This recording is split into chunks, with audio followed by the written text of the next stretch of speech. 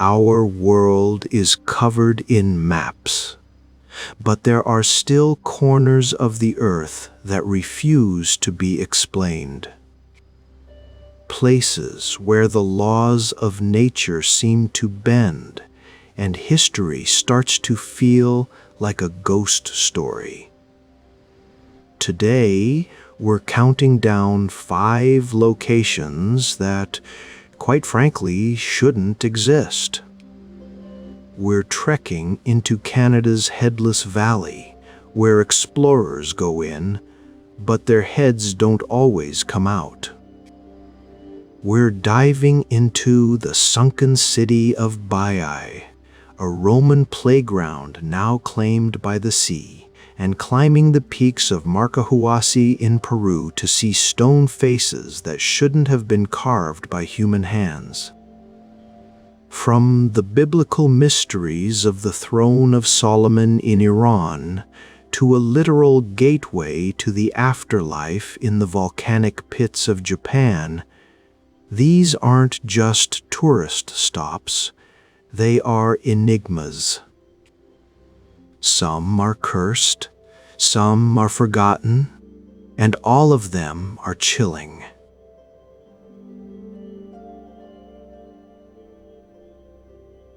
The Valley.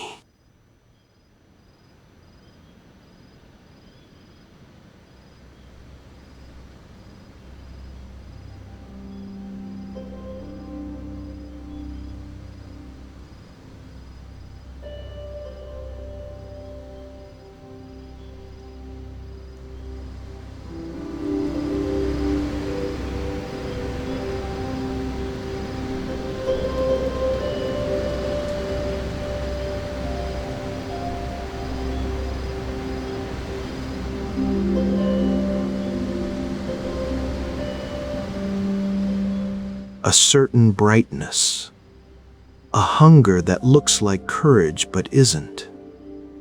The kind of person who hears, "Don't go there," and immediately starts planning their route. Old Joseph, who runs the store in Fort Leard, tells me this while refilling my thermos. It's October. The bush plane leaves in 3 hours, and I'm headed into Nahanni country for a documentary about the so-called Valley of Headless Men. "You've got it," he says, studying my face. "That look."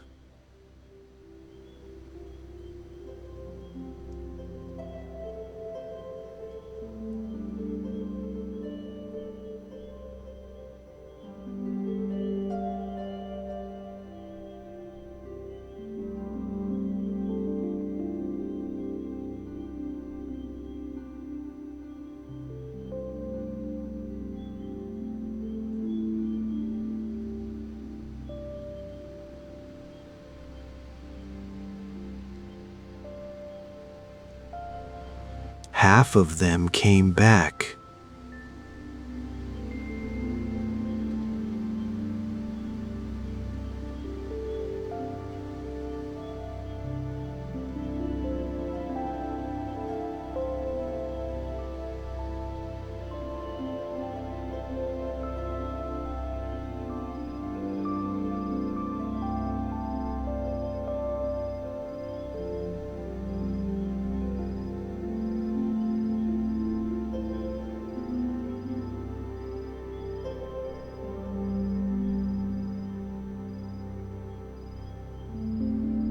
I ask, smiling, because I'm 32 and invincible and have excellent life insurance. "No," Joseph says seriously. "I'm trying to teach you."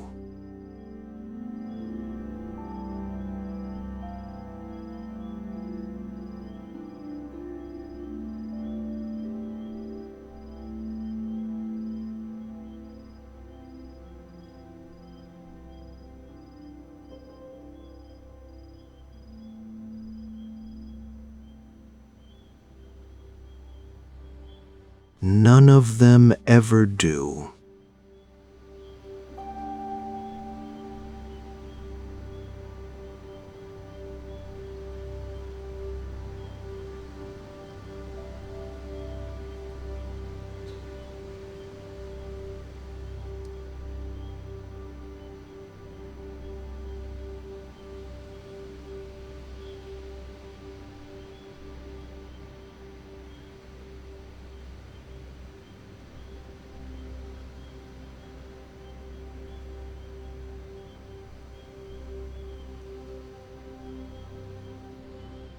He's Dine, maybe 70, and his grandfather guided the search party that found the McLeod brothers in 1908, both headless, both camps burned, both exactly where they shouldn't have been, exactly where the old stories said not to go.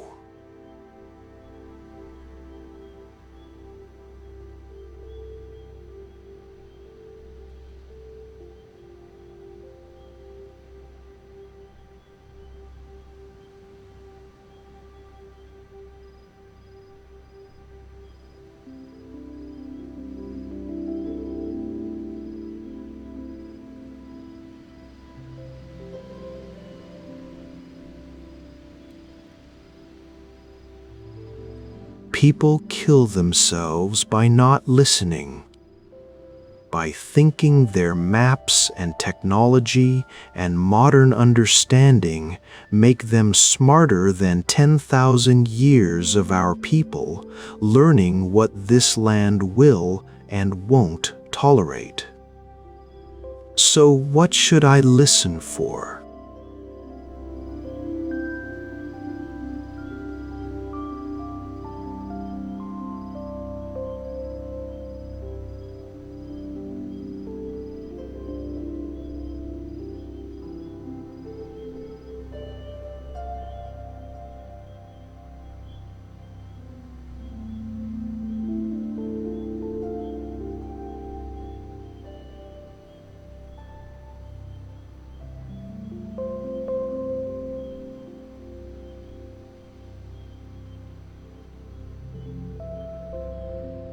When the ravens stop calling and the wind stops moving and everything holds still,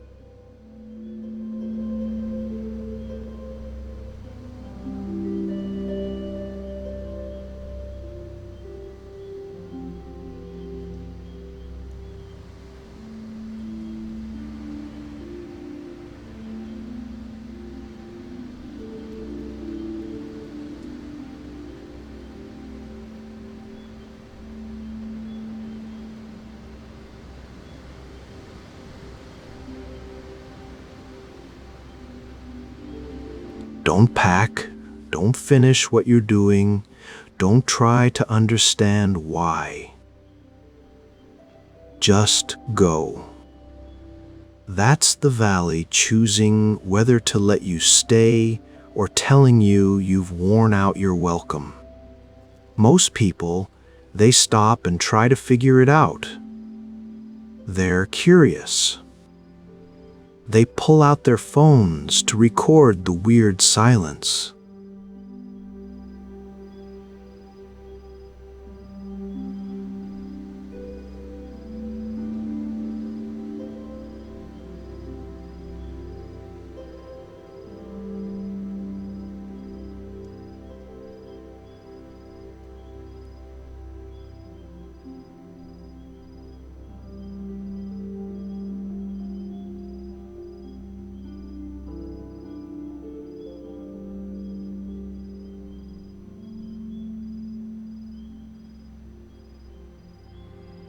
And wisdom says, listen to what the land tells you. The Dine have lived around the Nahanni for 10,000 years. That's not a guess or an approximation. That's documented through archaeological evidence, oral histories, and the kind of deep territorial knowledge that only comes from millennia of continuous occupation. But here's the thing, they lived around it, not in it. For 10,000 years, the Dine hunted caribou and moose and Dall sheep in the mountains surrounding the South Nahanni River Valley.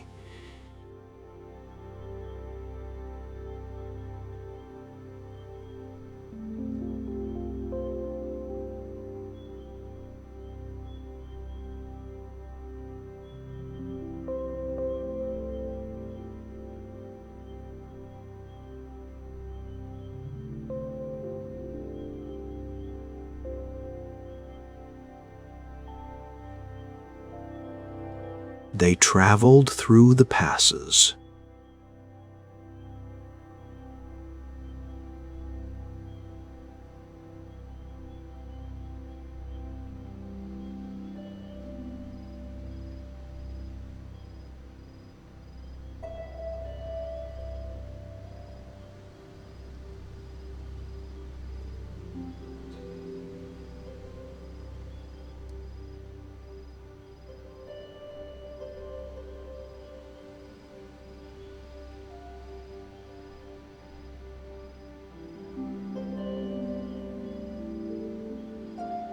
Didn't establish permanent camps there.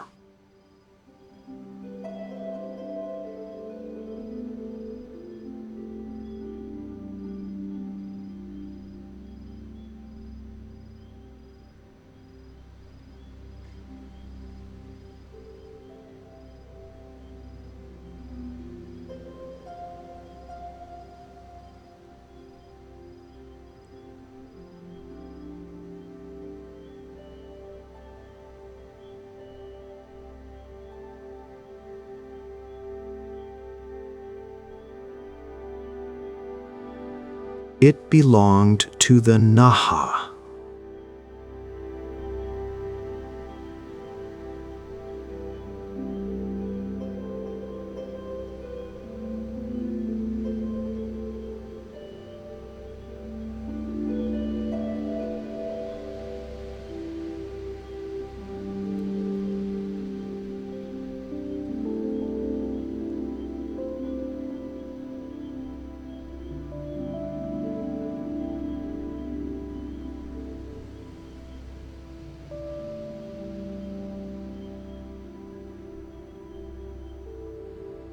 According to Diné oral tradition, stories passed down through generations with the kind of precision that pre-literate cultures develop when survival depends on accurate transmission.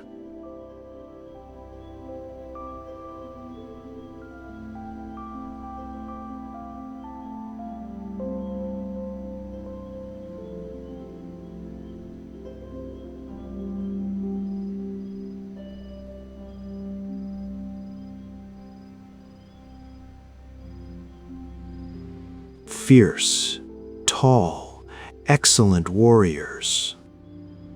They lived in the high valleys of what's now Nahanni country, and they periodically descended to raid Diné settlements along the Liard and Mackenzie rivers.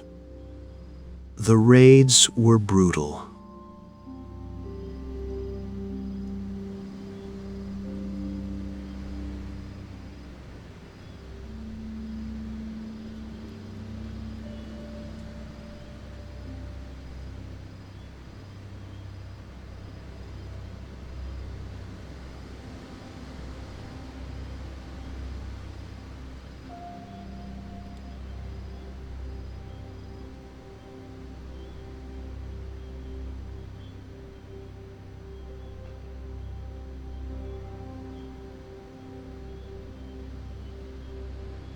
They struck fast and retreated into their mountain strongholds where Dean warriors couldn't effectively pursue.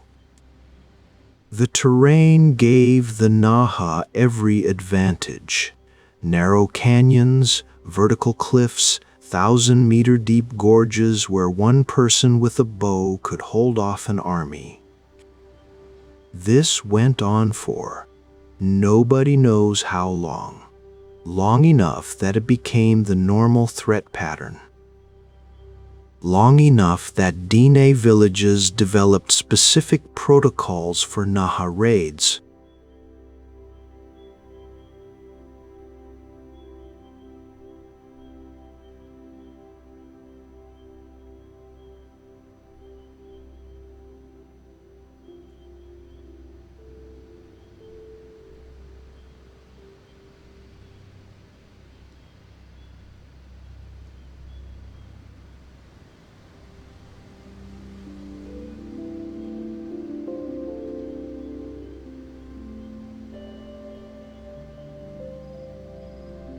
Not slowly, not through disease or migration that left traces. They just stopped appearing. The raids ended. The Dine sent scouts into Naha territory and found camps that looked recently occupied. Fires still warm, food still laid out, but no people. As if the Naha had heard a signal only they could perceive and walked away from everything simultaneously. Some Dine elders say they went deeper into the mountains, into caves and hidden valleys that haven't been explored. Some say a plague took them, and they sealed themselves in burial caves that haven't been found.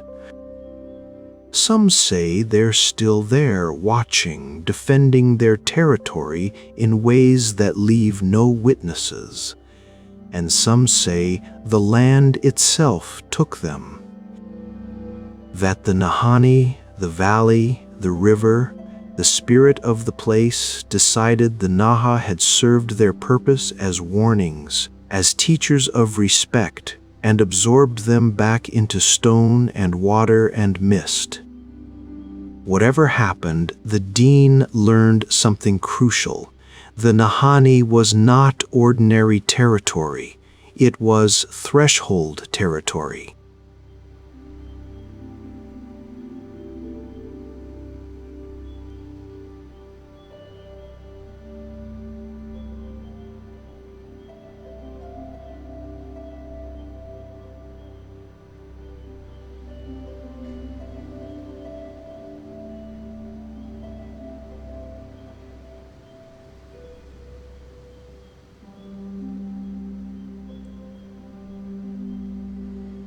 A place that tolerated human presence but didn't welcome it. A place that demanded protocols the modern world has forgotten. And when white prospectors started flooding into the north during the Klondike Gold Rush, the Dini tried to tell them,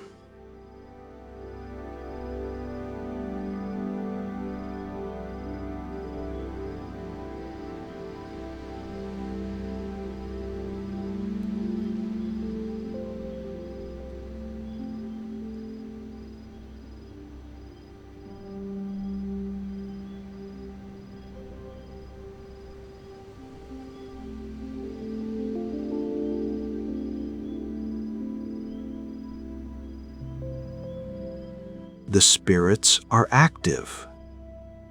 The land will teach you things you don't want to learn. The prospectors went anyway. W.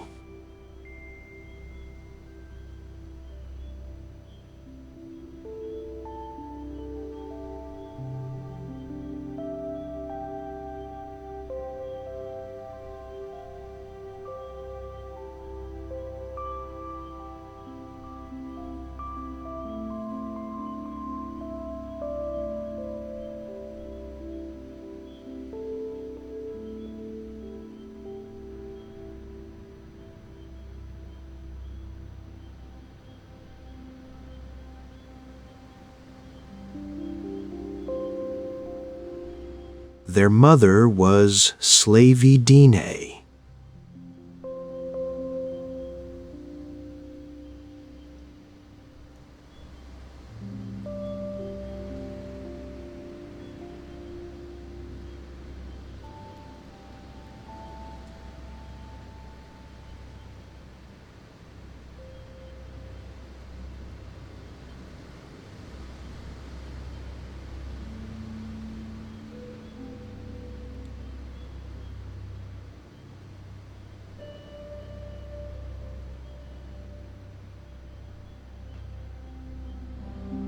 Not much, just enough to suggest more. Enough to make men dream about the big strike that would change their lives. The McLeod brothers made an initial trip in 1905, came back alive, told everyone they'd found good prospects. They returned in 1906 with a third man, Robert Weir, and all their equipment. They never came out. 2 years later, their younger brother Charlie organized a search party. The Dean guides didn't want to go.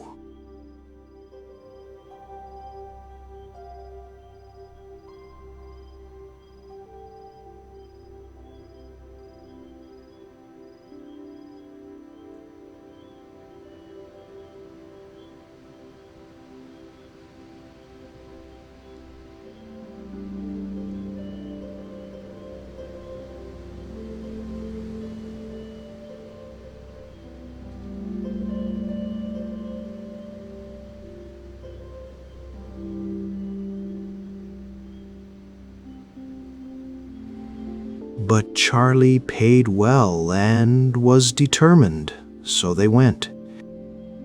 They found Willie and Frank in what's now called Deadman Valley, near the mouth of what's now called Headless Creek.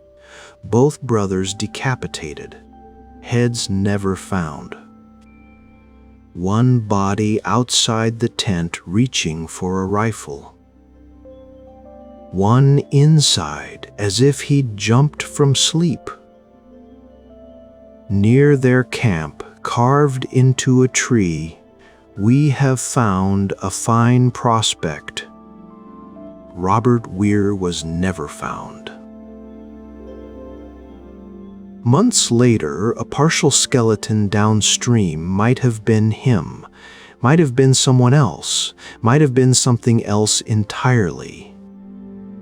The Dean guides said what they'd been saying all along. The Nahanni had chosen. The brothers had ignored the warnings, the unusual silence, the feeling of being watched, probably a dozen subtle signs they didn't recognize, and the land had removed them. But the white newspapers had a different interpretation. Murder, maybe rival prospectors, maybe a hermit gone mad. Maybe the lost Naha tribe still defending their territory.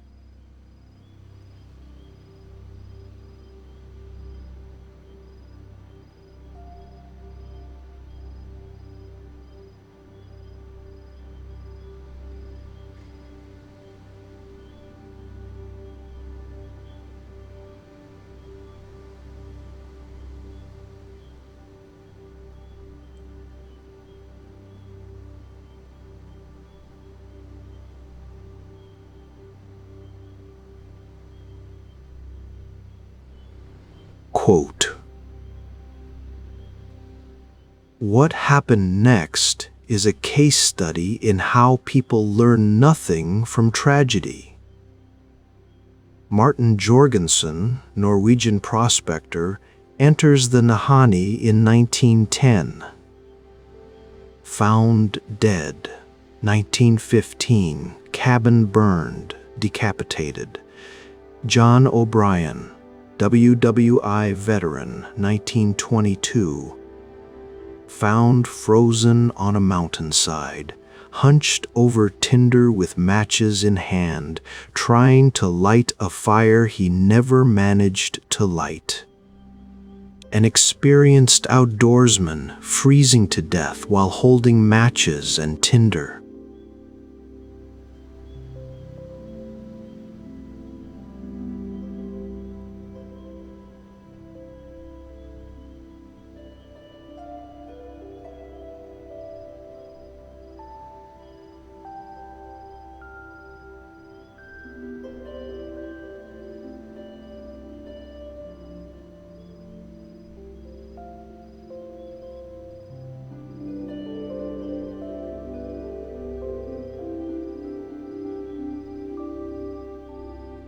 Something that prevented him from stopping long enough to get the fire started. something that chased him until exhaustion and hypothermia took him. Yukon, Fisher, 1927, decapitated near the exact spot where the McLeods died 20 years earlier. Phil Powers, 1931, beheaded, camp burned. Ontario prospector, name never confirmed, 1945.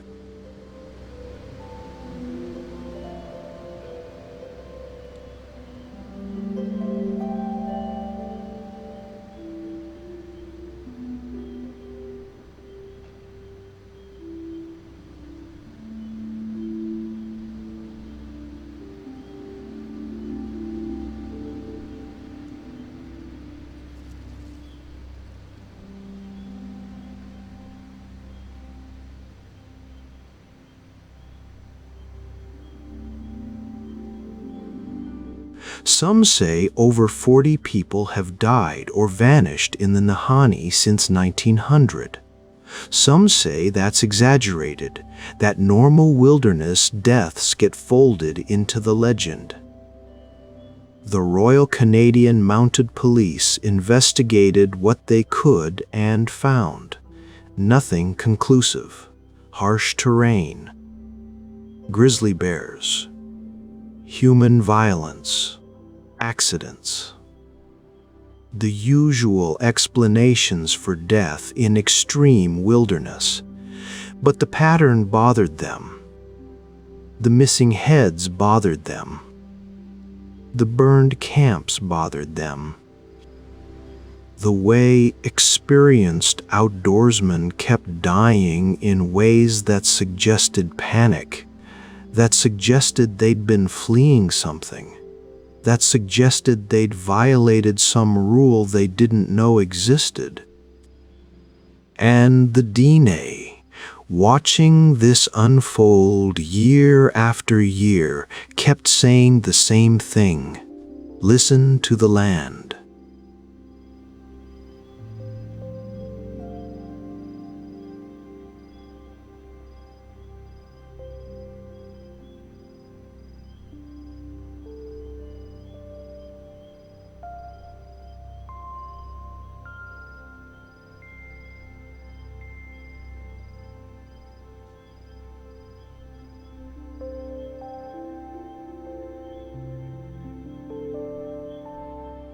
The land gives warnings. You just have to be quiet enough to hear them.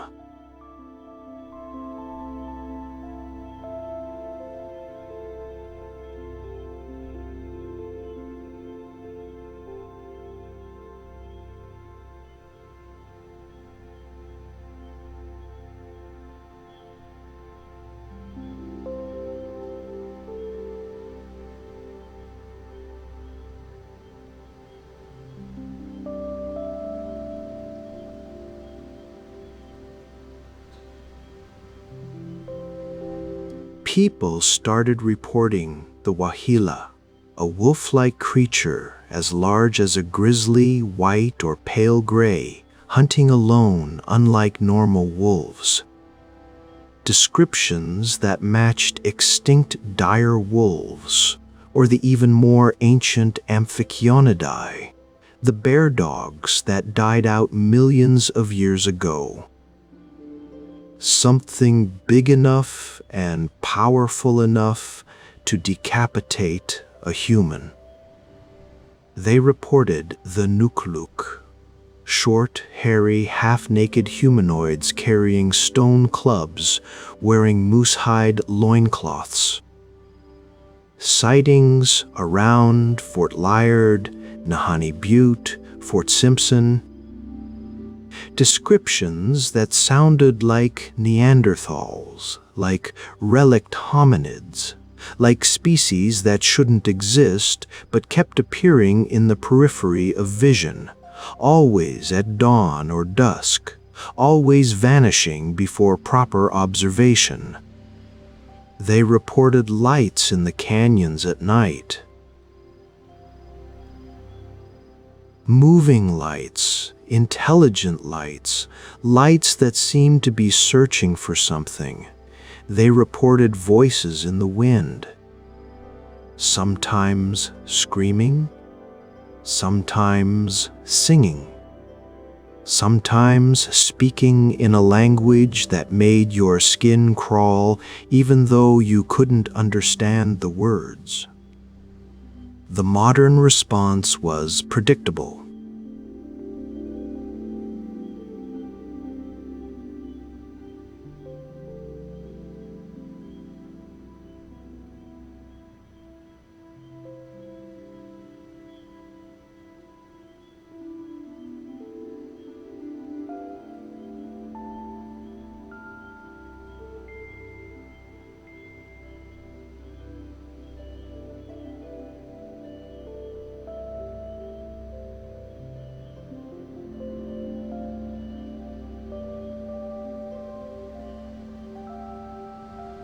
Completely normal psychological responses to extreme environments.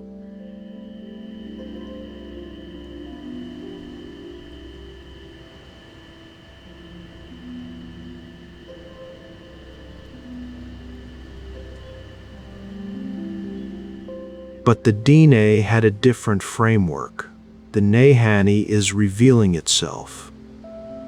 When the land is spiritually active, when the boundaries between worlds get thin, you see things that are always there but usually hidden. The Wahila isn't a cryptid. It's a guardian. The Nukluk aren't monsters. They're the Naha, or the memory of the Naha, or the form the Naha took when they became part of the land itself.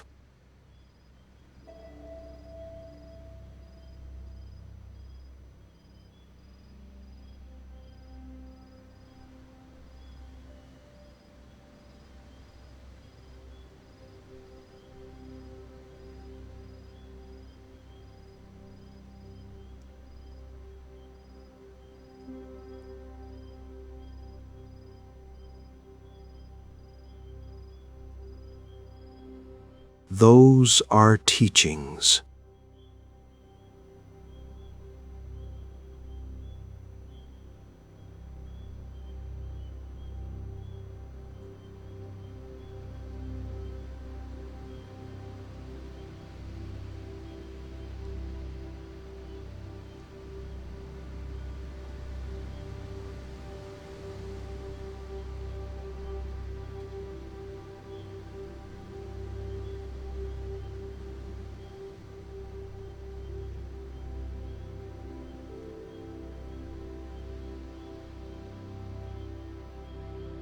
Here's what the modern world struggles with.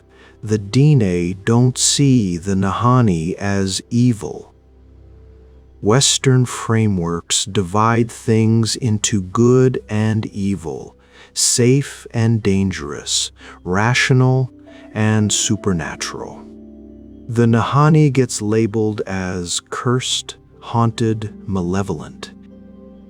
A place to be conquered or avoided. But the Dene see it differently.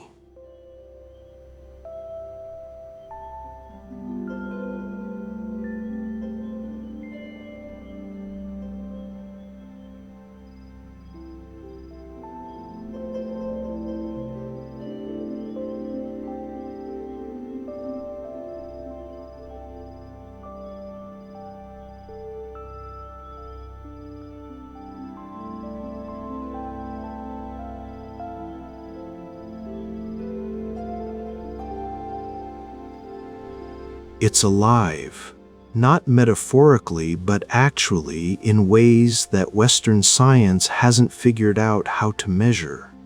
It has intelligence. It makes choices. It communicates through patterns and signs that require attention and respect to decode. It's not trying to kill people.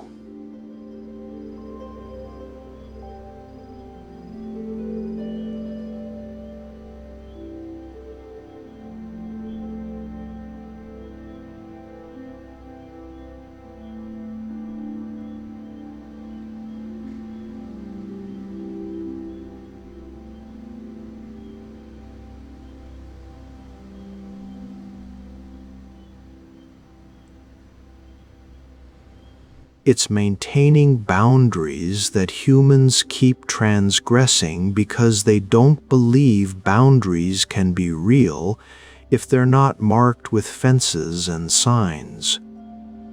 The old protocols. The ones the DNA developed over 10,000 years were about relationship. You approached the Nahanni the way you'd approach a powerful person, with respect, with offerings, with clear communication about your intentions, with the understanding that permission could be granted or withheld, and you'd honor that decision. You paid attention to how the land responded to your presence. When the ravens went silent, that was language. When the wind shifted in certain ways, that was commentary. When you felt watched, you acknowledged being watched out loud in proper form, showing that you understood you were a guest. You never took without asking. You never stayed longer than you were welcome. You never assumed your needs mattered more than the land's preferences. And most important, you never went seeking gold or glory or conquest. You went for relationship, for understanding, for the kind of knowledge that only comes from direct engagement with power that predates human civilization. The prospectors ignored all of this. They came with guns and maps and the absolute certainty that nature was resource to be extracted, that wilderness was space to be dominated, that any resistance was just terrain.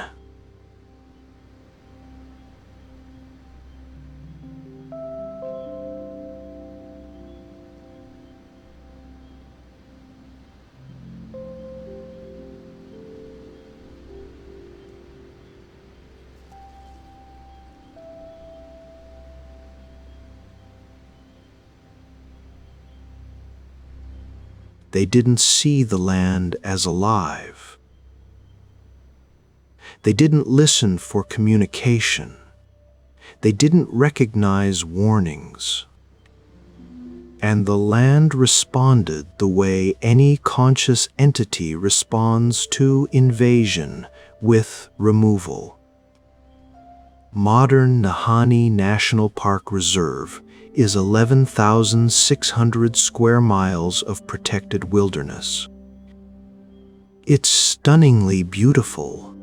Virginia Falls drops 96 meters, twice the height of Niagara.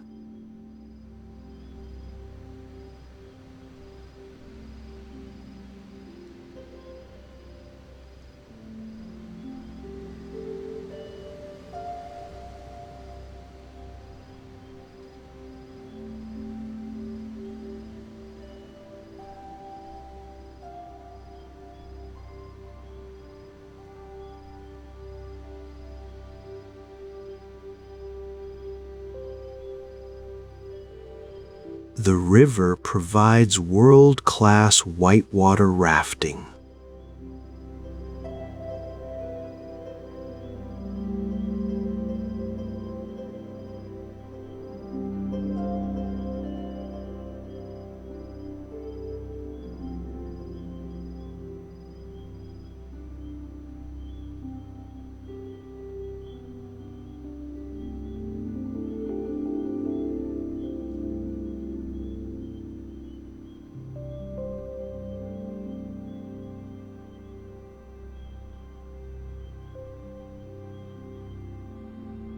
The Nahanni isn't marketed for mass tourism.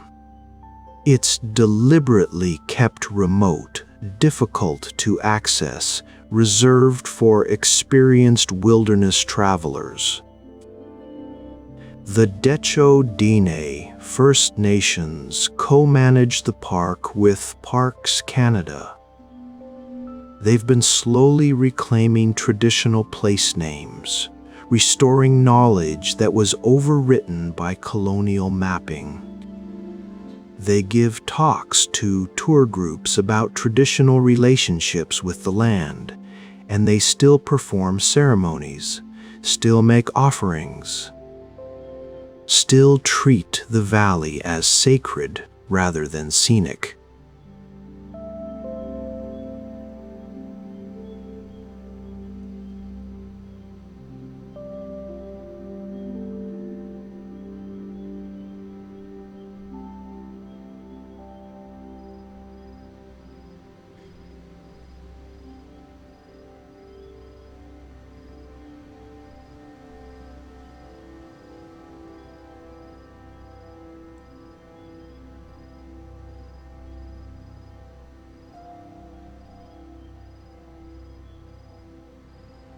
But people still vanish.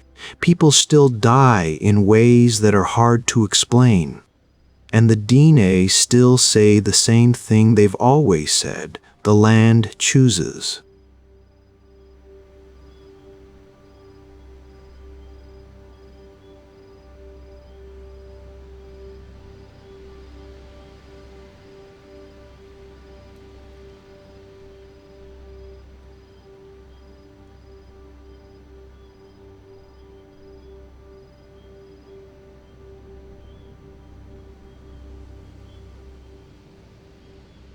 Show respect. Know when you're welcome and when you're not.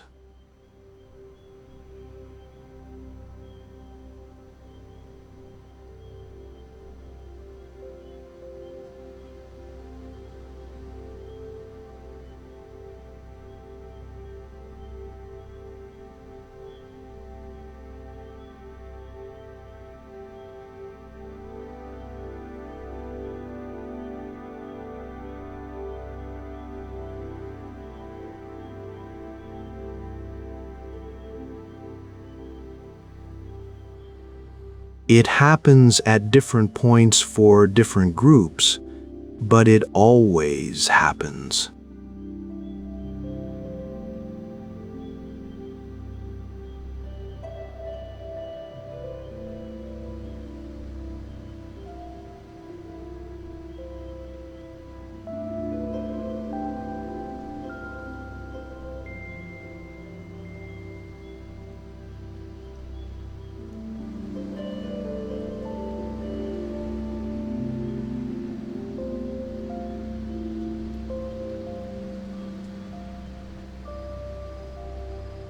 Everyone feels it. That shift in attention, that sense that something is observing the observation. Good guides name it. They say, this is what the old stories talk about.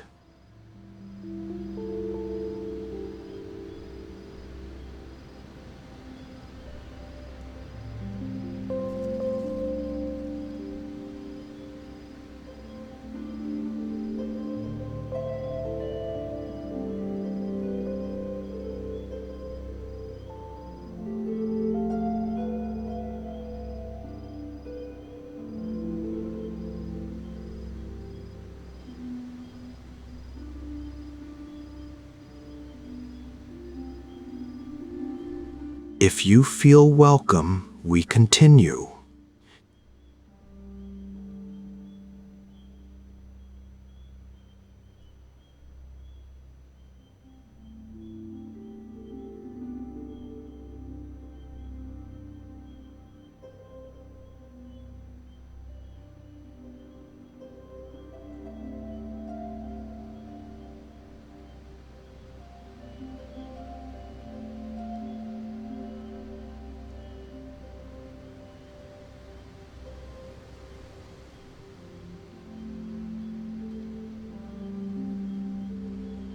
Some get angry.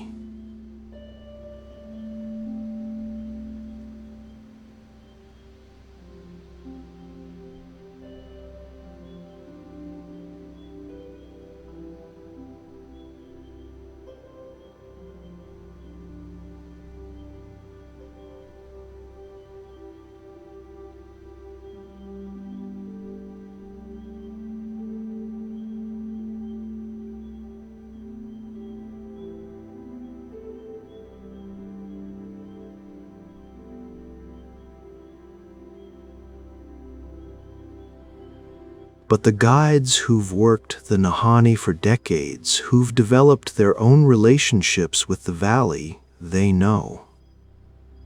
They can tell the difference between normal wilderness intensity and the specific quality of attention that means the land is deciding whether to tolerate you or remove you. They've learned what Joseph tried to teach me. Wisdom isn't about courage or determination.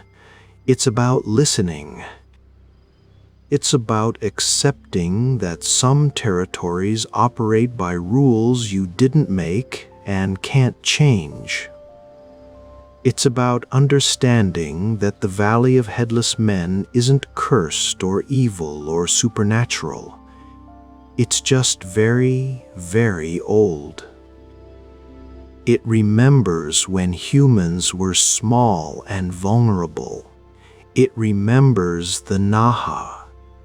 It remembers 10,000 years of DNA respect.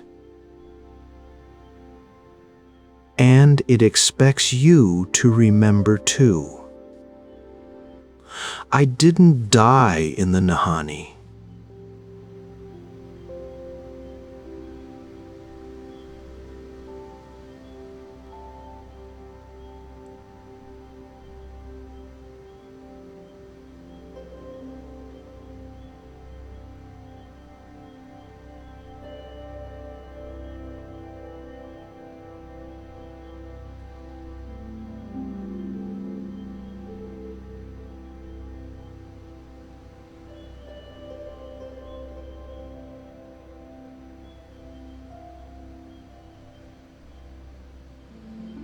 I felt like I was being evaluated constantly. And on the third day, we hit that moment.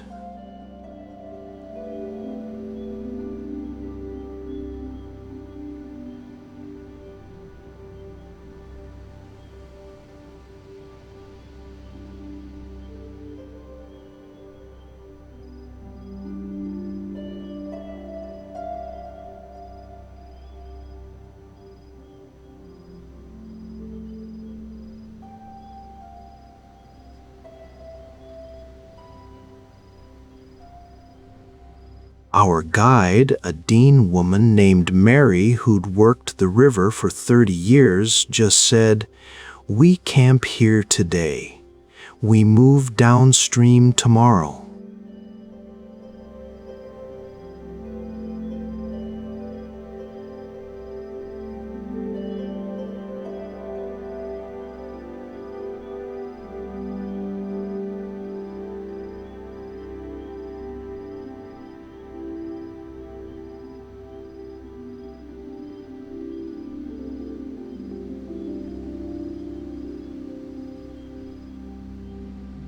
And sitting by the fire that night, she told me what her grandmother had told her.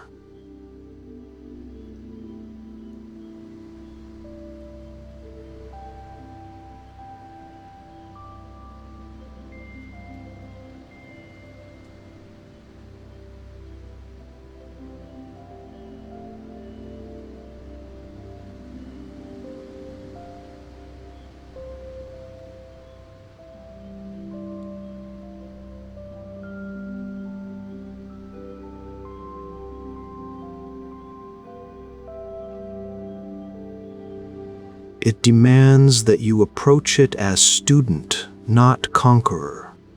The people who die here,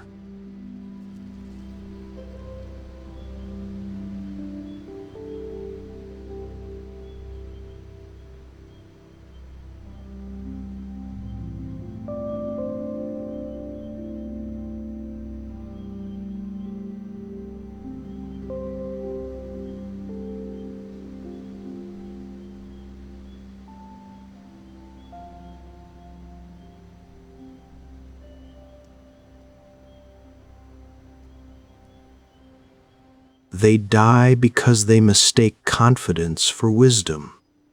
They die because they don't listen when the valley speaks.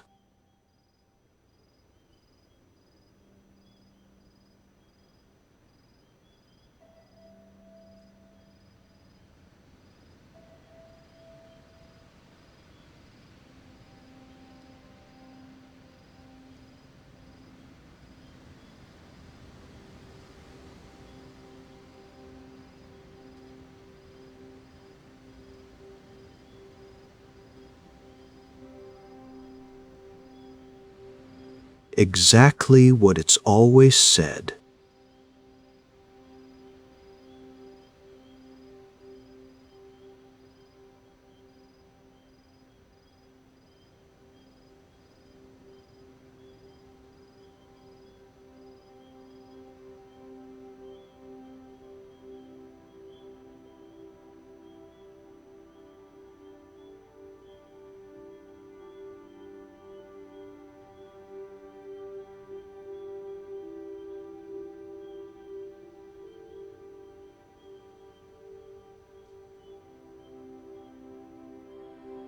If you can accept that, if you can be small and attentive and grateful for whatever time I give you, you can visit. But if you come here thinking you own this place, thinking your maps and technology and modern understanding make you my equal, I will teach you otherwise.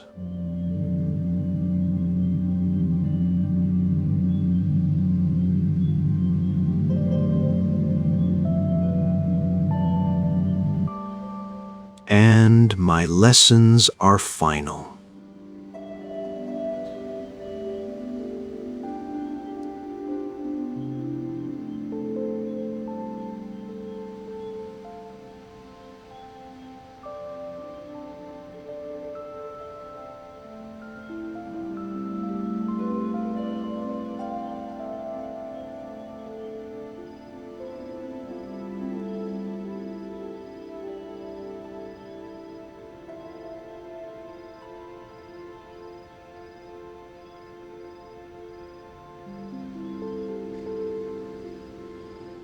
Canine, but wrong.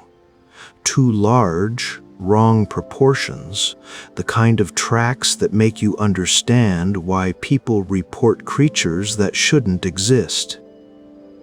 Mary looked at them and just said, "We were told we could stay. These are to remind us we were being watched. That's all."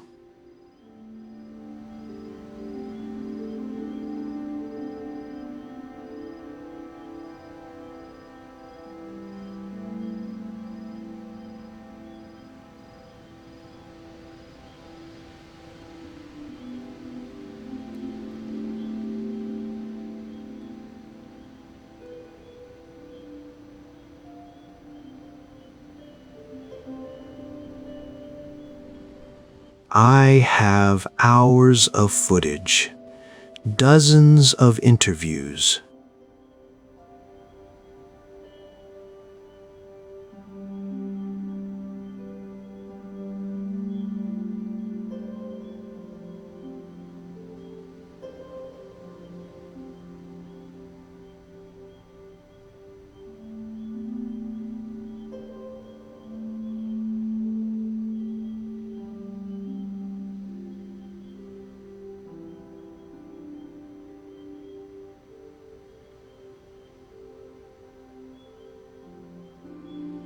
But what I brought back,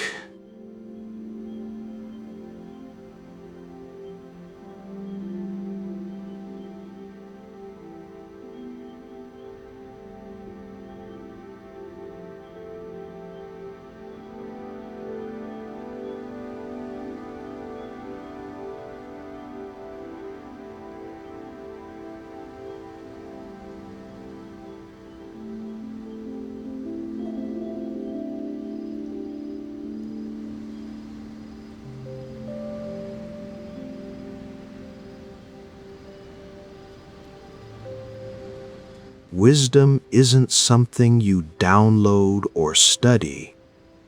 It's something you earn by listening when the land speaks. By accepting that there are places in the world that don't operate by human rules. By understanding that respect isn't optional. It's the price of admission. And if you don't pay it, the land collects anyway. The Nahanni isn't the valley of headless men. It's the valley where wisdom went to die. because every person who died there had the same thing in common. They heard the warnings and ignored them. They felt the land's communication and dismissed it. They had all the knowledge that mattered and rejected it because it didn't fit their framework. And the land patient, powerful, 10,000 years deep in memory, simply did what it's always done. It removed what doesn't belong.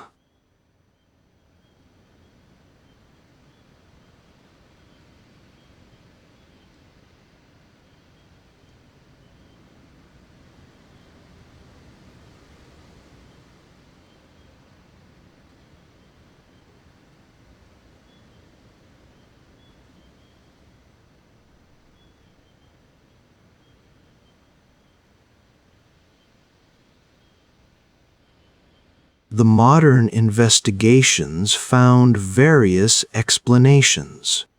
Grisly predation bears often separate heads from bodies.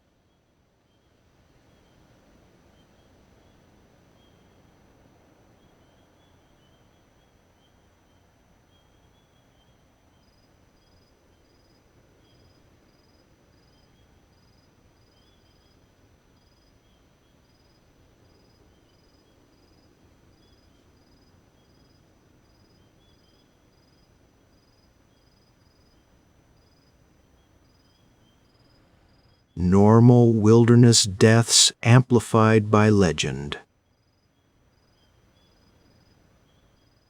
All probably true, all probably insufficient, because the pattern is too consistent.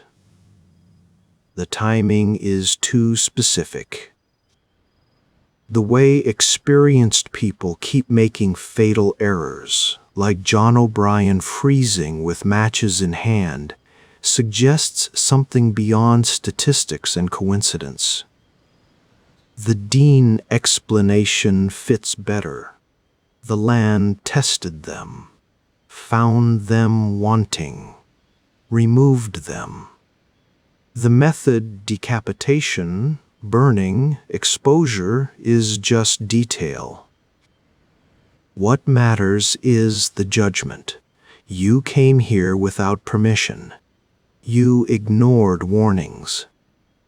You treated sacred territory as resource. You demonstrated that you were deaf to what the valley was saying.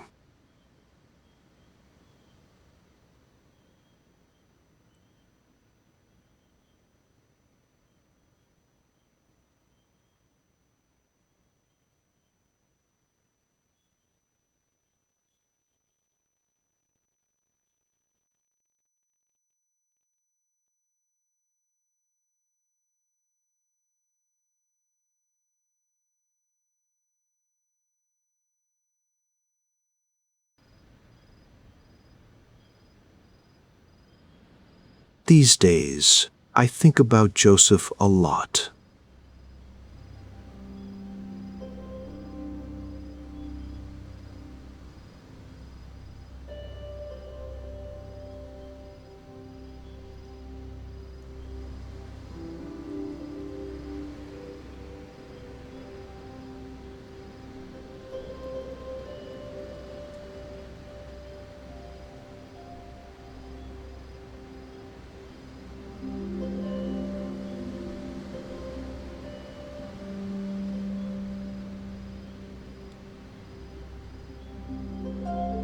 I went to the Nahanni thinking I was going to document a mystery, uncover the truth.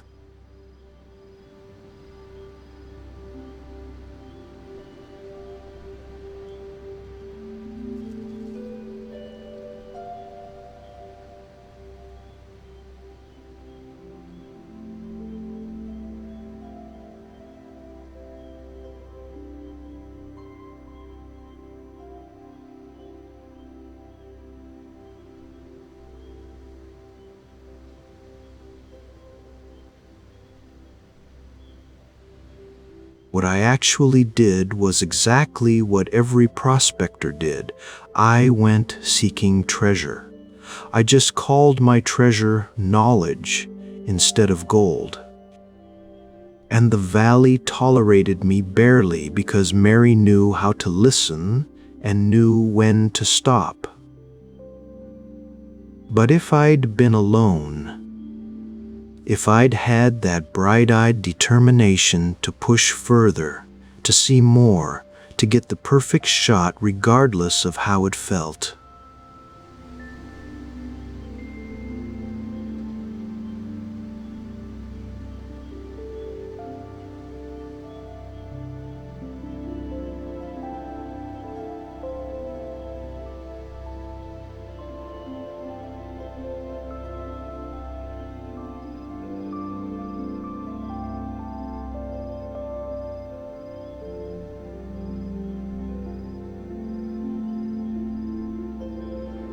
Part of the lesson. Part of the story that teaches the next generation. The Nahanni only kills people who are already deaf, who've chosen not to hear, who mistake maps for territory and confidence for understanding. Everyone else, it just teaches.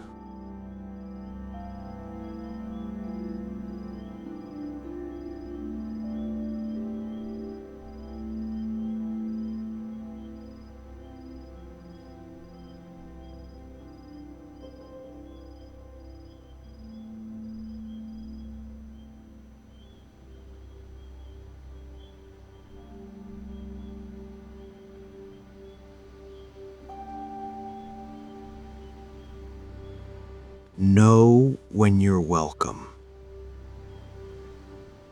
Understand that some boundaries are real, whether you believe in them or not. Accept that wisdom is older than you, bigger than you, and completely indifferent to your intentions.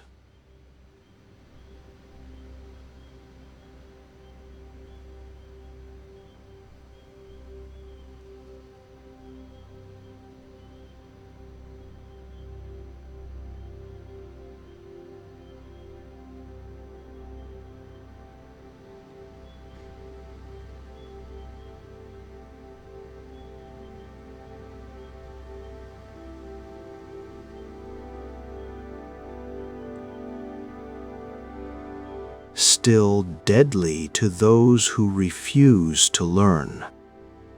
And somewhere, in the deep canyons where the Naha once lived, where the old protocols still operate, where the land remains fully alive and attentive, the valley waits, watching.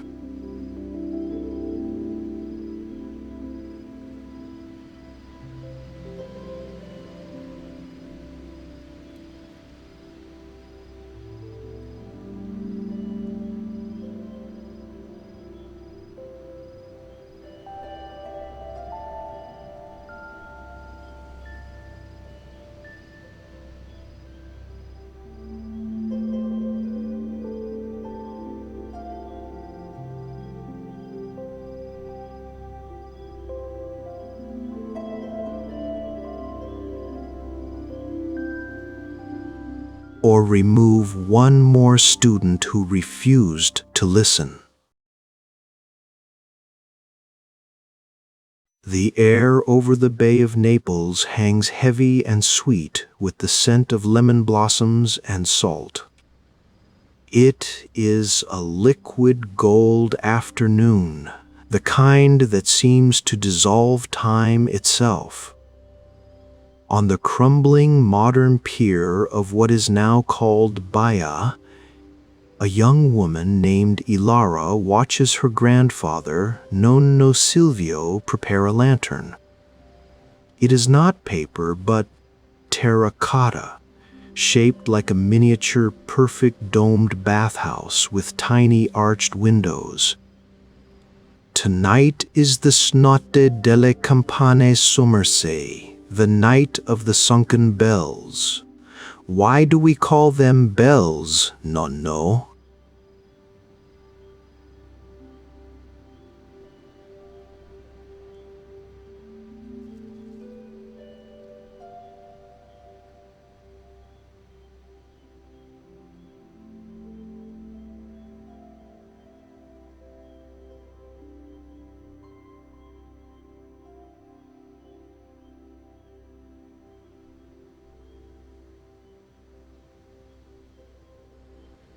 Nonno Silvio's hands, gnarled as olive roots, work with a fisherman's patience.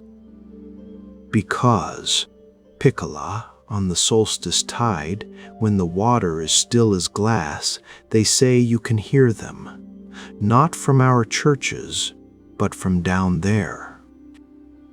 He nods toward the bay, its surface a dazzling, deceptive plain of blue.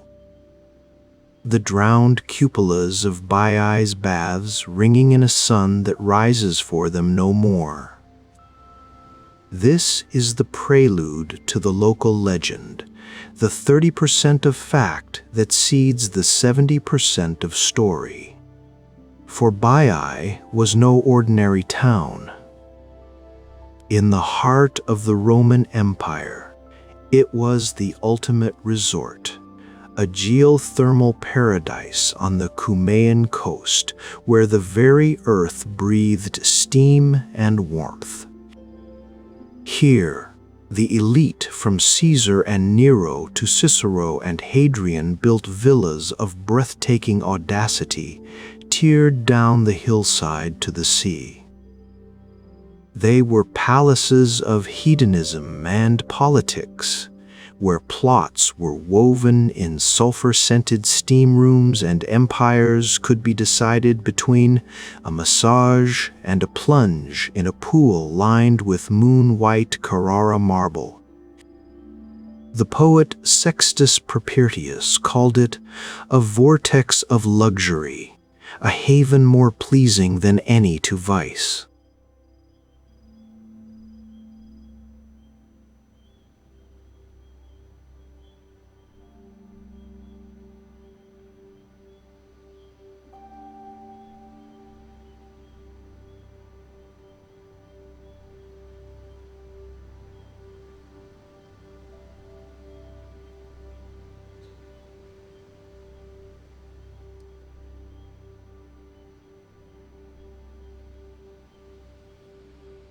The same volcanic forces that heated the waters were slowly, inexorably, causing the ground to sink.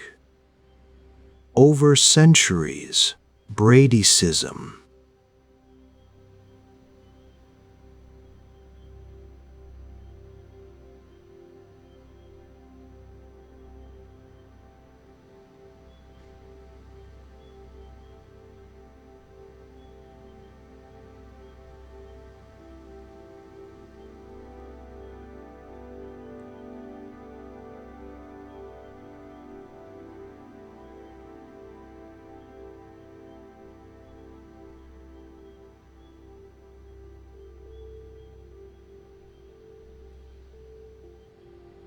it is this sunken world that the local traditions, like the night of the sunken bells, seek to commune with. As dusk bleeds into a velvety indigo, Elara joins the Espaseggiata dei Marmiche, the twilight promenade. Families and elders stroll the coastal path, the Ifia Bella Vista. Nonno Silvio leads her to a specific railing, a window.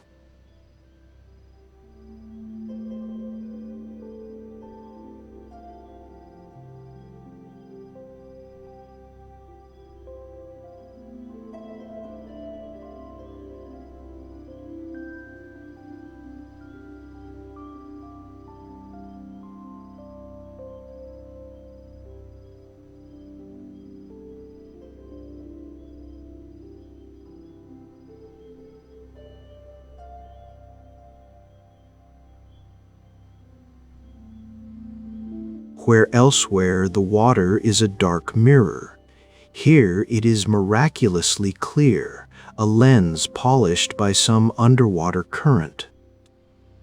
20 feet below, illuminated by the last garnet rays of the sun, she sees them.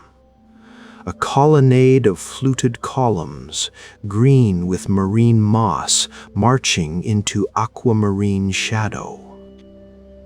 A mosaic floor, its tesserae still holding the ghost of a pattern.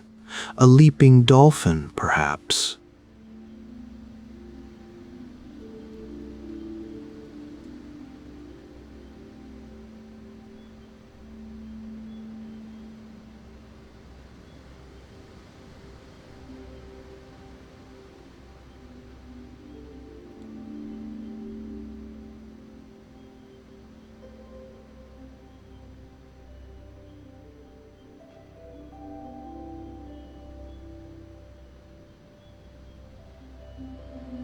That, Nonno Silvio says, his voice a low rumble of tide over stone, was the Snymphium of Emperor Claudius. They say it was a dining hall so grand, the ceiling was inlaid with mother of pearl to mimic the night sky. The fish swam in pools right under the couches. But that is not its first story.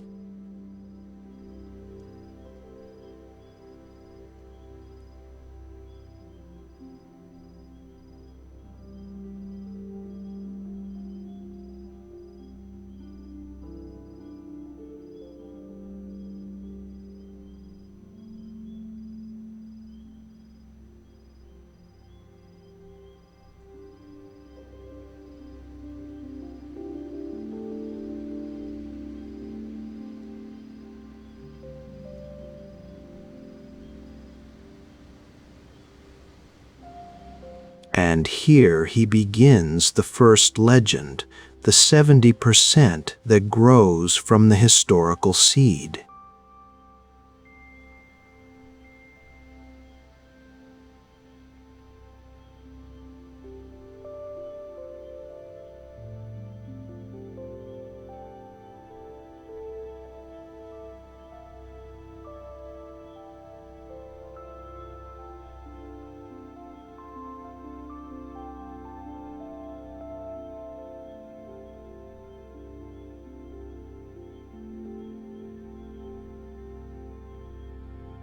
The Sibyl, the prophetess who guided Aeneas to the underworld in the caves nearby, would come to Baiae to bathe in the vapors. They cleared her mind for visions.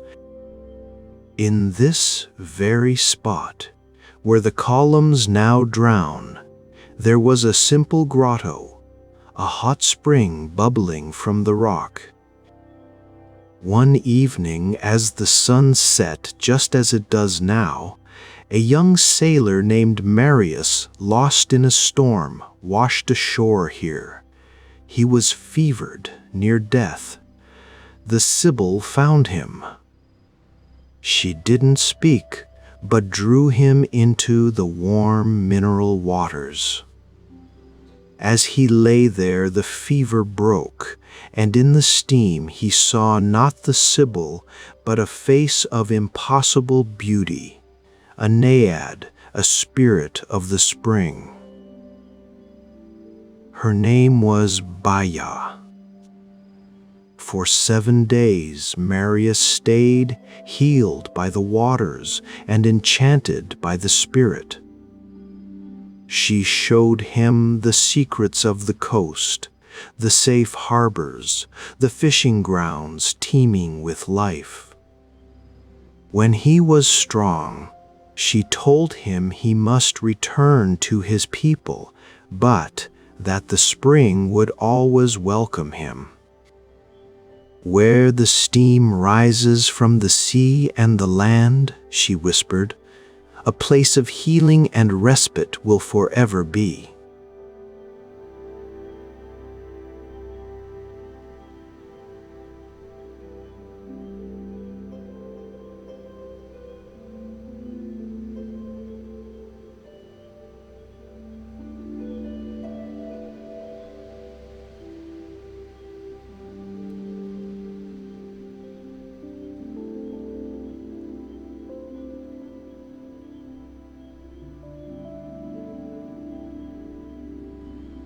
he told everyone of the benevolent spirit, and people came first for healing, then for the peace. That is the true beginning of Baiae. Not as a den of vice, but as a sanctuary gifted by a water spirit. Ilara watches a school of silvery fish dart through the submerged colonnade, like ghosts of ancient patrons. The story shifts, as stories here must, to the historical zenith.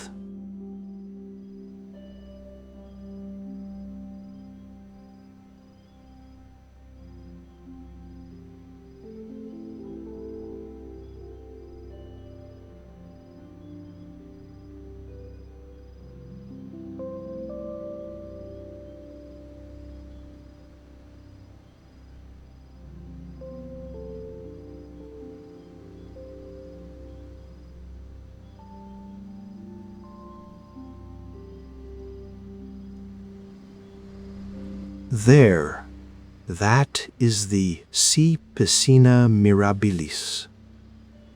Not the great cistern at Messinum, but Baiae's own wonderful pool. It was the heart of the cold baths, filled by a mighty aqueduct.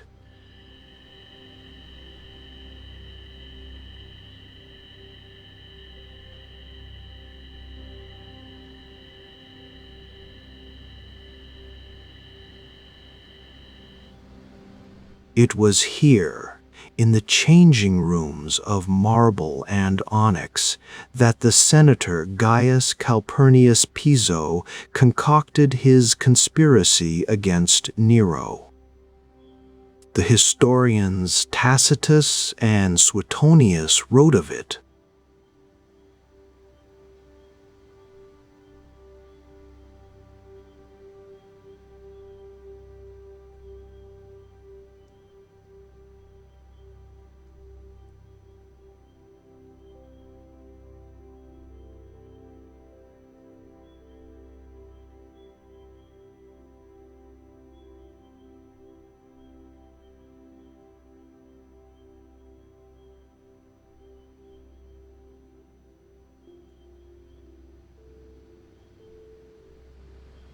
They chose Baiae because Nero loved it here.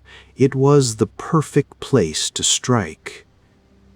But the legend says the waters themselves betrayed them. A freedman of one conspirator, a man named Scaevenus, was tasked with cleaning the ritual daggers they would use. He took them to the Piscina Mirabilis to wash the oils. As he submerged the blades, the water, which was always clear, turned cloudy and red as if bleeding. A great tremor passed through the pool, though the day was calm. Frightened, he ran to the local shrine of the Aquaque, the water deities, and confessed what he knew to the priest, who alerted the authorities.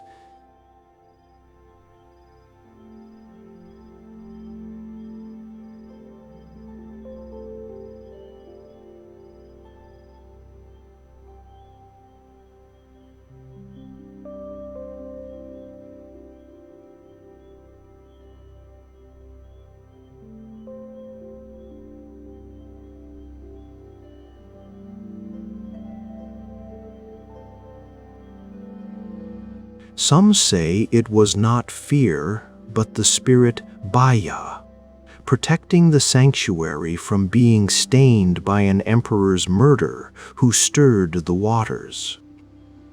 Nero, in his gratitude, poured more gold into Baiae, building the very pleasure dome that would later sink.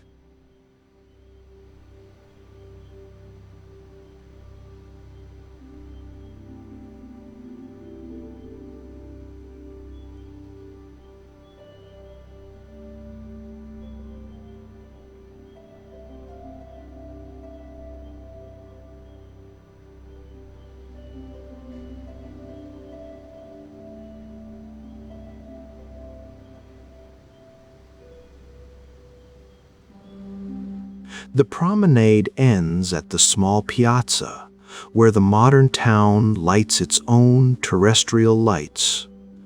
But the true ritual is about to begin. Ilara helps her grandfather and others carry baskets of the clay lanterns to the water's edge. Each is fitted with a small protected candle. As they are lit, the bay's edge becomes a constellation of floating miniature architecture, a phantom city reborn in flickering light. Now for the Cesta della Salus Aquaruma, Nonno says.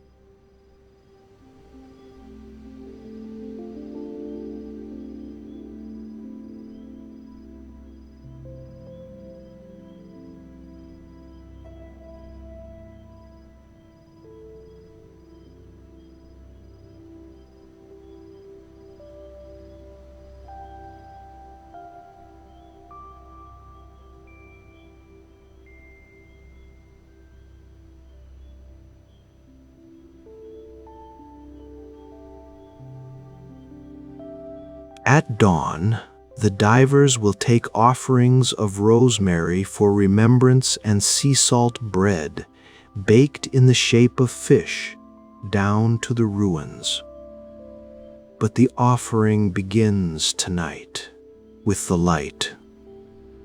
As the lanterns drift out, their reflections dancing on the black water, Nonno Silvio tells the final great legend of Baiae's fall.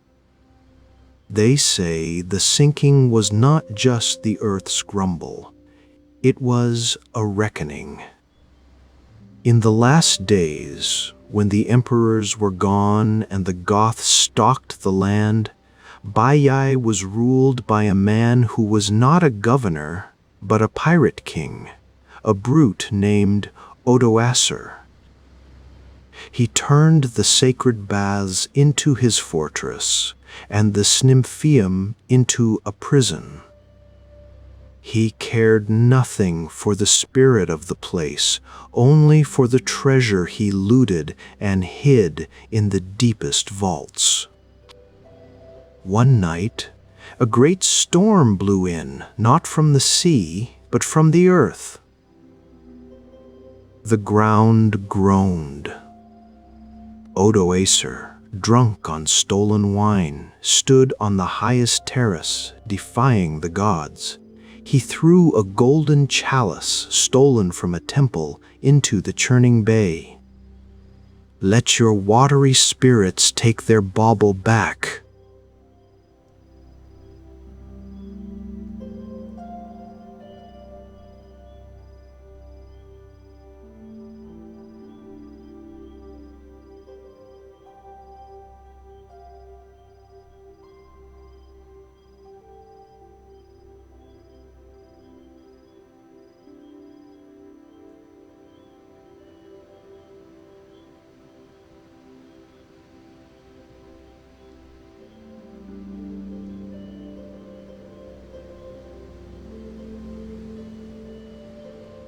Then from the depths, a single, pure, resonant note rang out, like the strike of a colossal bell. It was the sound of the cupola of the great Temple of Mercury, the first to submerge.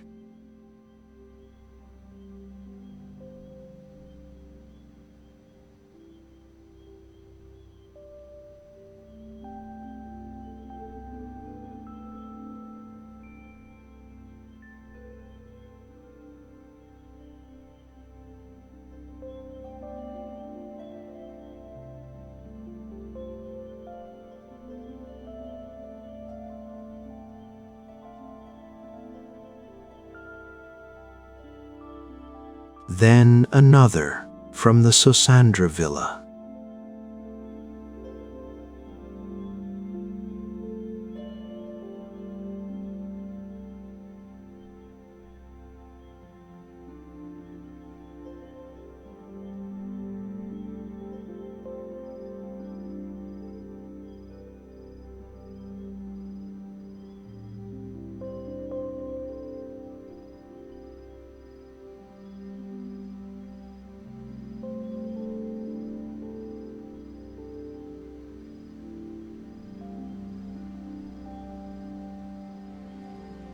The land shuddered, and, before the eyes of the terrified townsfolk, the entire waterfront district, Ozorezan's palace, his treasure vaults, the marble wharves, slid into the sea with a sigh of stone and a hiss of steam. Ozorezan was swallowed with it. The people fled to the hills. Baiae, the sinful, glorious Baiae, was taken back by the bay that bore its name. The Sibyl's sanctuary was purified.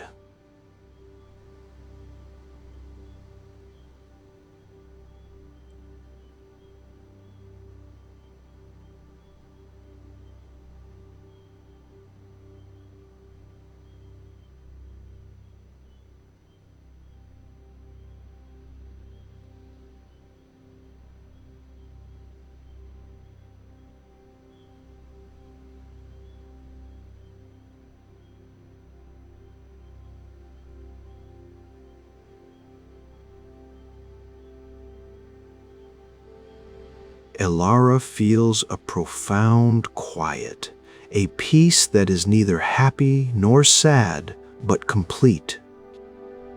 This is the 30% of fact. The tangible, documented reality of Bradyseism, of the mapped streets and villas on the seafloor, of the historical accounts of Baiae's decadence and its gradual abandonment. It mingles perfectly with the 70% of legend.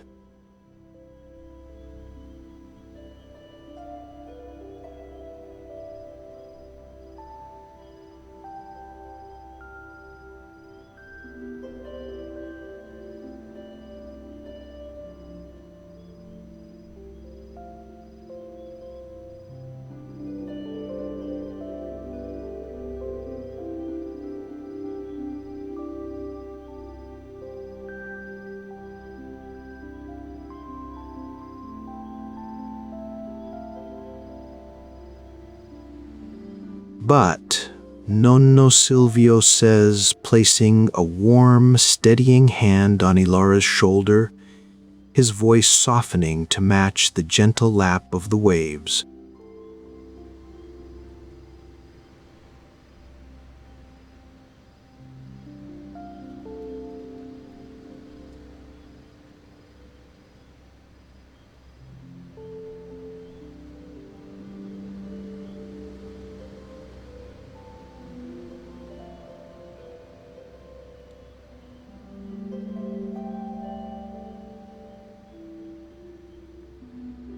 The legends say that on the solstice, when the bells ring, they do not ring a dirge, they ring a lullaby.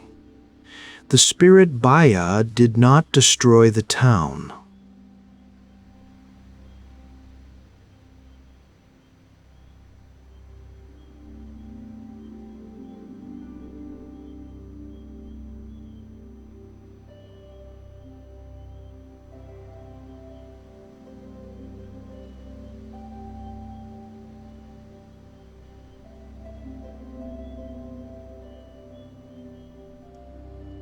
She pulled the marble and mosaic into her arms to protect it from the barbarians, from the dust of ages, from forgetting.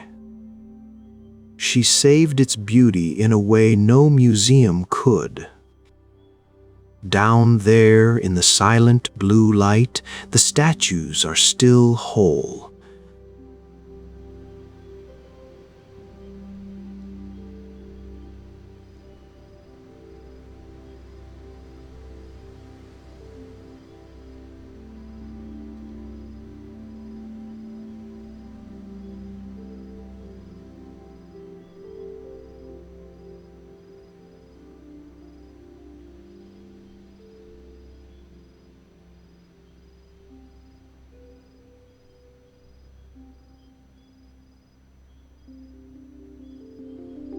It is a treasury, a sleeping city, waiting.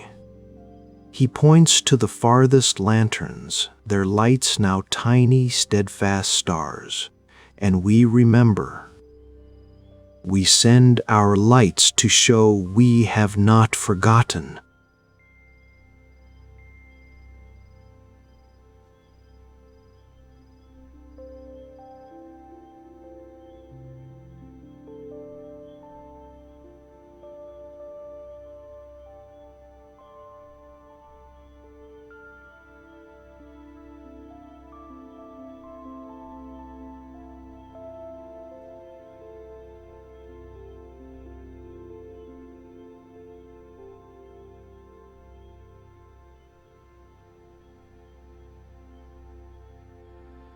We keep the stories alive.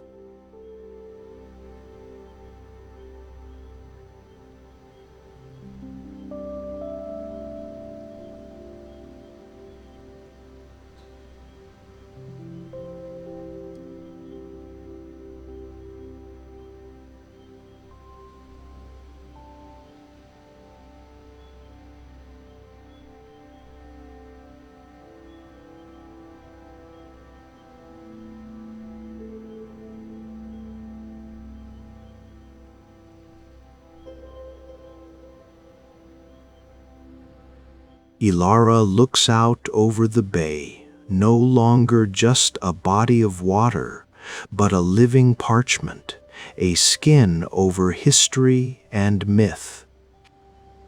She can almost hear it, not a sound, but a feeling, a deep, resonant hum in her bones, the echo of sunken cupolas, of bubbling springs, of laughter in ancient baths.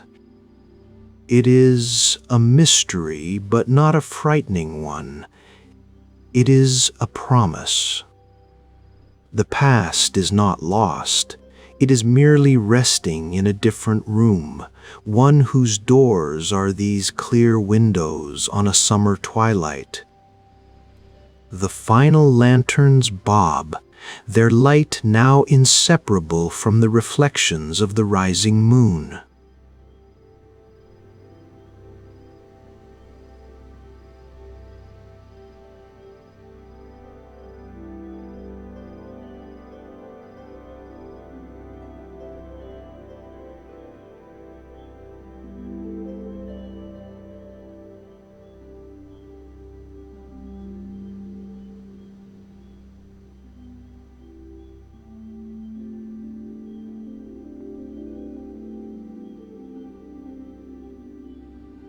But Ilara knows that at dawn, a new ritual will begin, one of sunlight and submerged offerings, a continuous, gentle conversation with the past.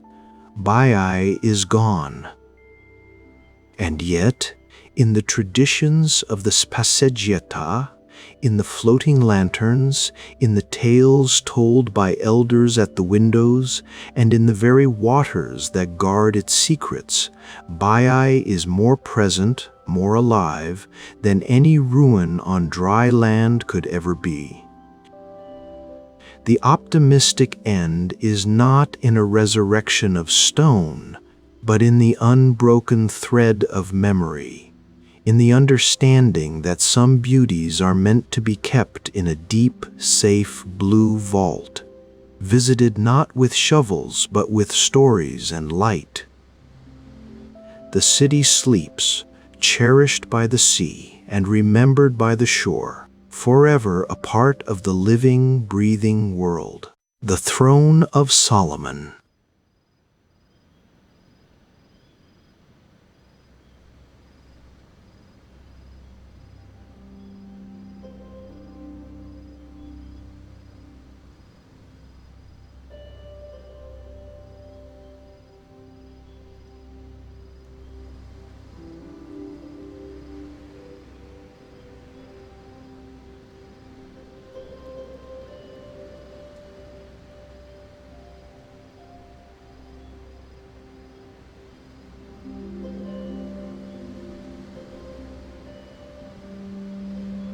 Even on a windless afternoon like this one, It carried a murmur. It was not the sound of leaves, for the ancient, spear-straight cypresses seemed to hold their dark green breath in perpetual reverence. No, the sound was softer, more elusive.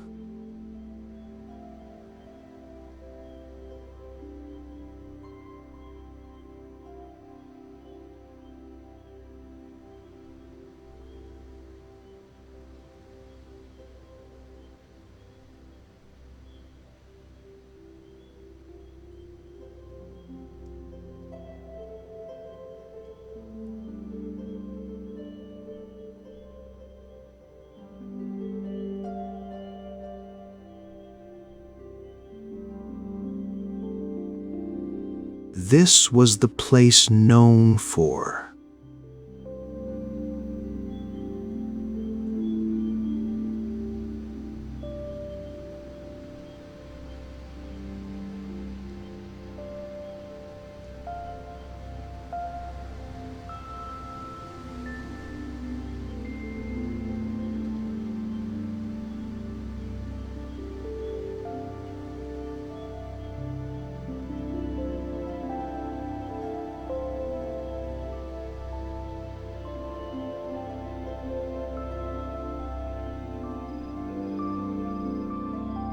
Ariana, a young historian with a notebook perpetually threatening to escape from her overstuffed satchel, stood at the edge of the grove, feeling the sound vibrate in her molars. She had come to central Iran, to the rugged landscapes of the Marcahuasi province, chasing a legend wrapped in geography.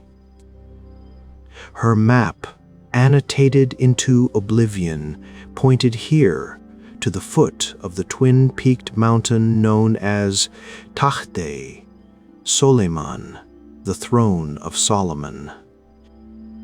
It was not the more famous archaeological site in the northwest, but a far more elusive sibling, a natural fortress of rock and myth, said to be the place where the prophet King Solomon, master of jinn and tongues of beasts, once held court. Her guide, an old man named Dariush, with a face like sun-cracked river clay, leaned on a staff of polished almond wood. He had said little on the long walk from the village, his eyes scanning the horizon with the familiarity of one reading a well-loved book. "Now," he spoke, his voice blending with the grove's whispers. "They say," Dariush began, not looking at her, but at the distant, jagged silhouette of the throne mountain, that when King Solomon wished to ponder a matter of great justice, he would come here. Not to the mountain yet, but to this grove. He would sit, and the cypresses would bend their heads. The complainants would speak, and the trees would absorb their words, the truth, the lies, the hidden tremors in the heart.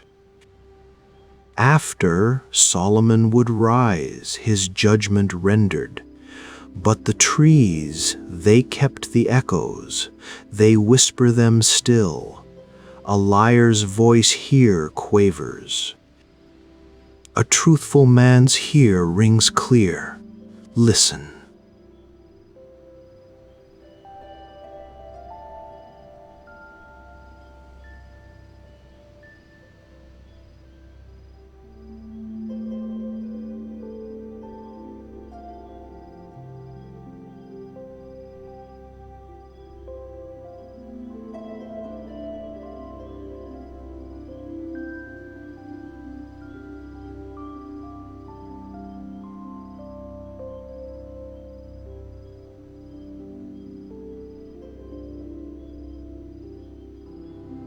The rustle resolved for a moment into a cascade of overlapping Persian, ancient and modern, a tapestry of human conflict, a dispute over a well, a broken marriage vow, a stolen horse.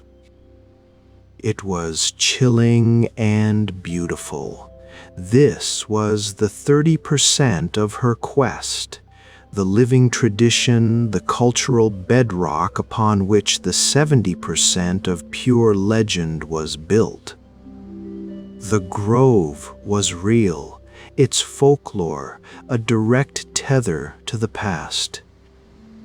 She scribbled notes, not just on the legend, but on the scent of dry earth and resin, the dappled light cutting through the dense canopy like shattered emerald, the coolness that clung to the skin.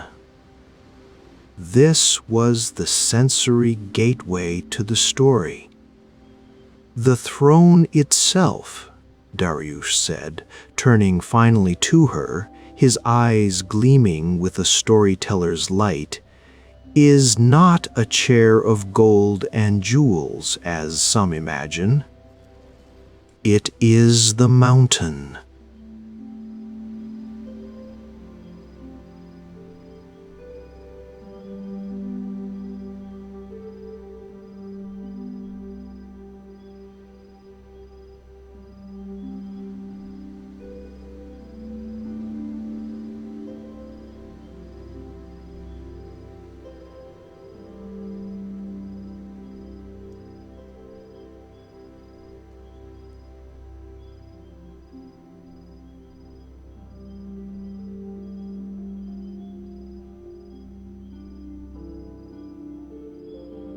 From there, he could see all the way to the Caspian Sea and down to the Persian Gulf.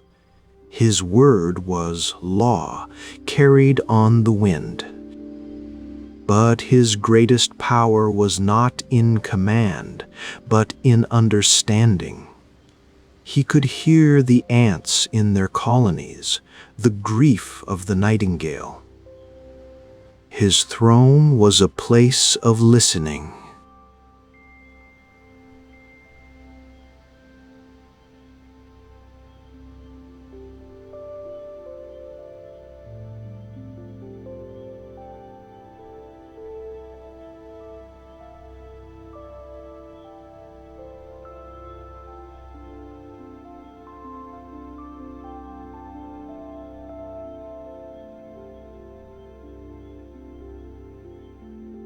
Out of the whispering grove and into the bare, rocky foothills.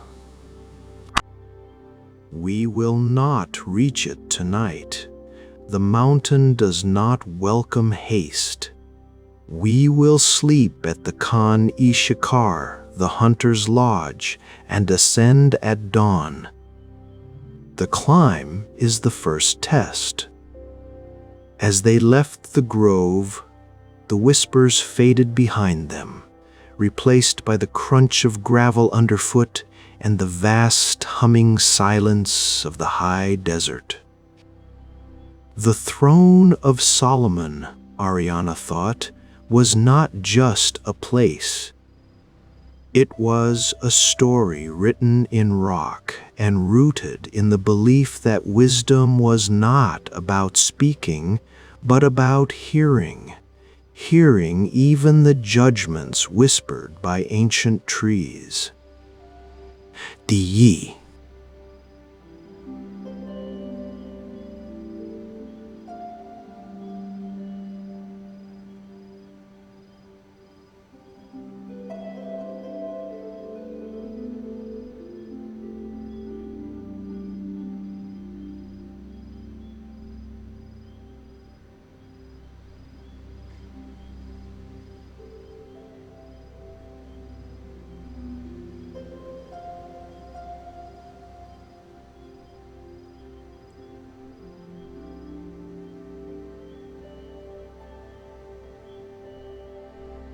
That evening, as the sky turned the color of a bruised pomegranate, Dariush built a small fire in the hearth.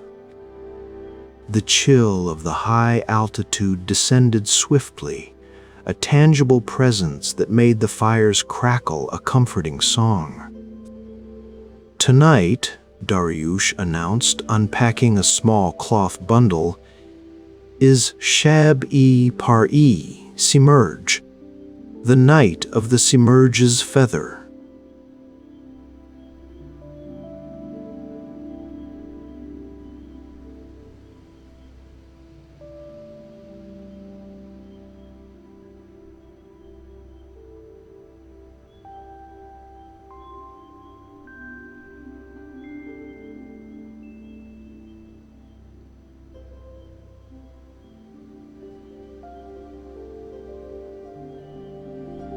It comes when a seeker approaches the throne with a pure question. The mountain decides. The Simurgh, that great benevolent phoenix of our oldest tales, nested once on the highest peak of Takht-e's Soleyman. A single feather from its wing, larger than a sail and lighter than a sigh, drifted down. It is said that whoever finds even a filament of that feather on this night will have their inner vision cleared. They will see the world not as it is, but as it truly is.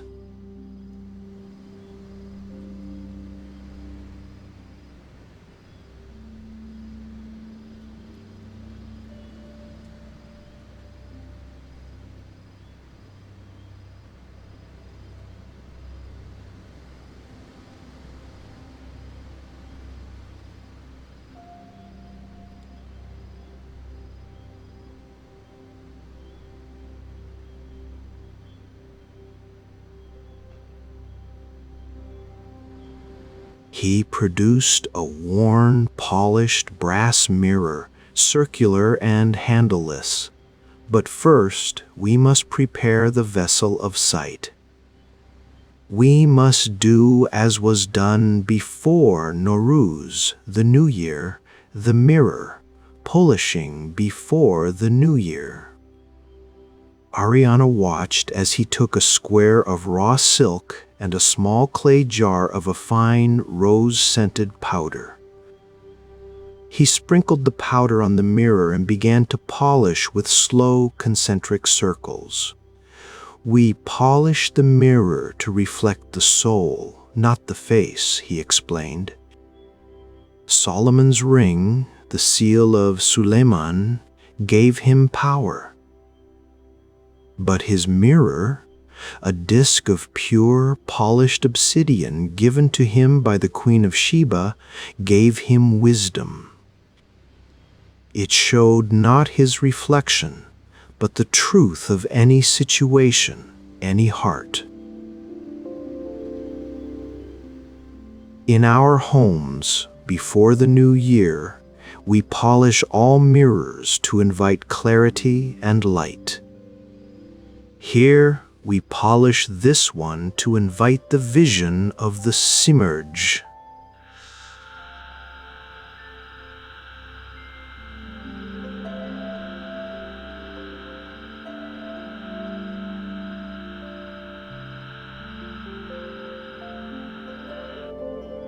The action was meditative.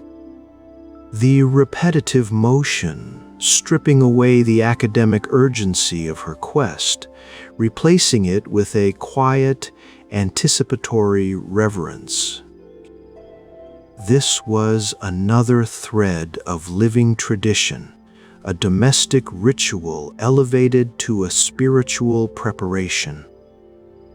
Later, under a vault of stars so dense and bright they seemed an inverted bowl of crushed diamonds, Ariana stood outside the lodge. Dariush had gone to sleep, claiming the night was for solitary watch. The legend, the 70%, took hold. She remembered the tales, The Simurgh was so ancient it had seen the world destroyed and reborn 3 times. Its feather possessed curative and illuminative properties. Its nest, the Alborz, was a place of ultimate purity. As she gazed at the brooding mass of Takht-e Soleyman, its peaks black against the starry veil, she saw it. Or felt it first. A gentle perturbation in the air, a silent downward ripple. Then, a glimmer, a shaft of milky phosphorescent light drifting slowly, serenely from the highest peak.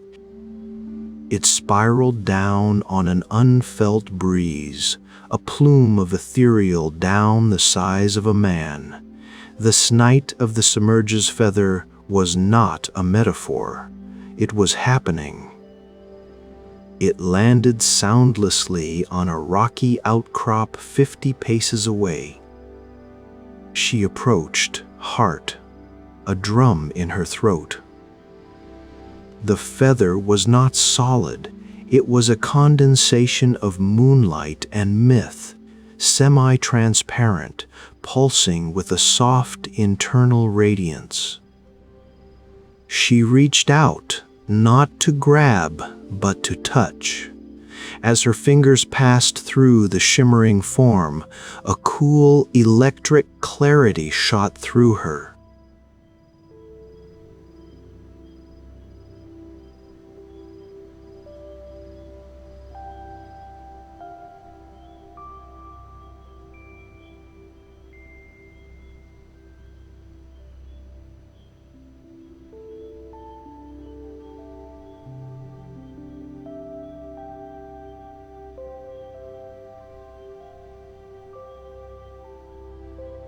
She saw the connections.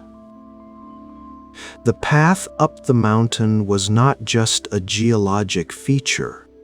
She saw the countless feet that had trodden it. Hunters, shepherds, pilgrims, soldiers of ancient armies. She saw the spring in the lodge not just as water, but as a vein from a vast subterranean sea, linked to distant snowmelt on higher ranges. She saw the cypress grove below as a single immense organism, its root system, a neural network holding centuries of whispered truth. And she saw the throne mountain itself, not just rock, but a focal point, a colossal receiver and amplifier of intention. Solomon, she understood, didn't impose his will from here. He attuned himself here, tuning into the frequency of justice, of balance, until his word simply was the natural order reasserting itself. The vision lasted only moments.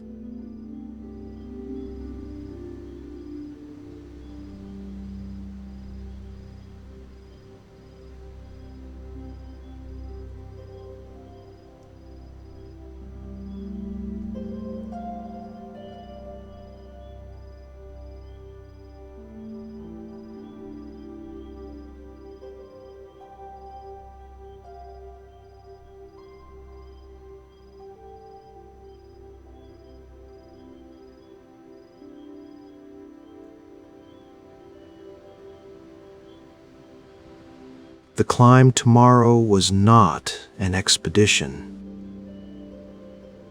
It was a pilgrimage to a resonator of wisdom. Chi.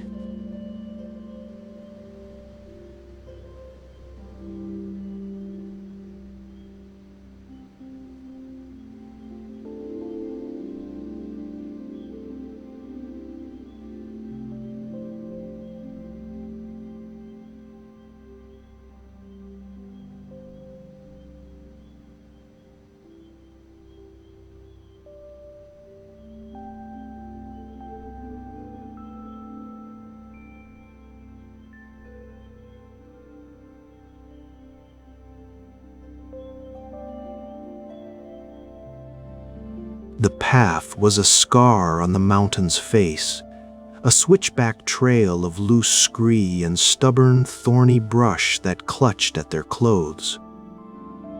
The sun, once a gentle promise, became a hammer on the anvil of the valley, baking the scent of wild thyme and dust into the air.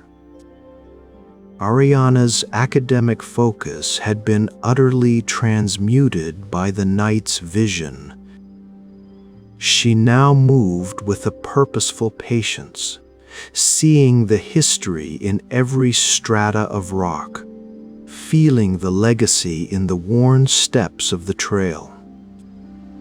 After hours of climbing,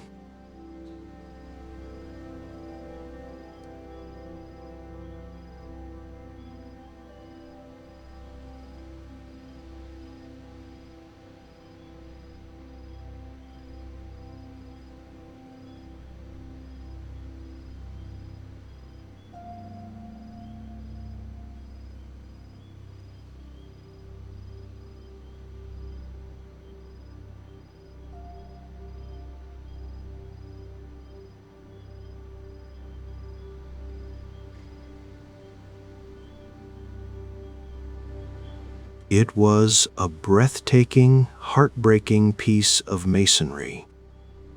Clearly man-made or jinn-made, as legend would have it. It had once been a graceful, soaring bridge connecting the two summits.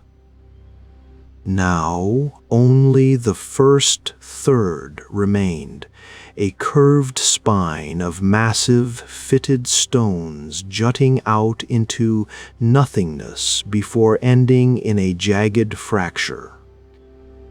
Beyond the gap, the rest of the arch lay in colossal, tumbled ruins on the far side of the chasm.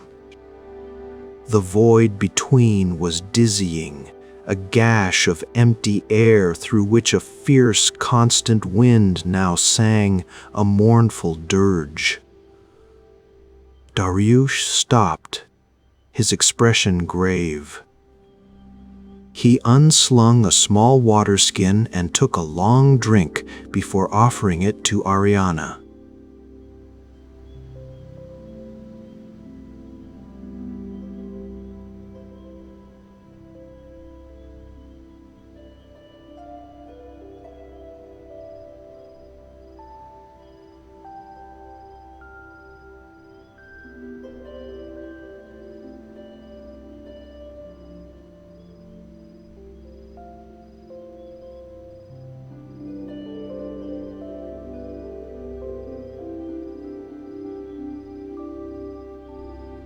The Bridge of Soleyman. It broke the day his reign ended, when he turned his face from wisdom for a single, prideful moment, and the spirit of the wind, disobeyed, shattered it in grief. To cross is impossible, but to reach the true seat of the throne, one must acknowledge the break. He sat on a flat rock facing the abyss, placed his staff across his knees, and closed his eyes. This is the place of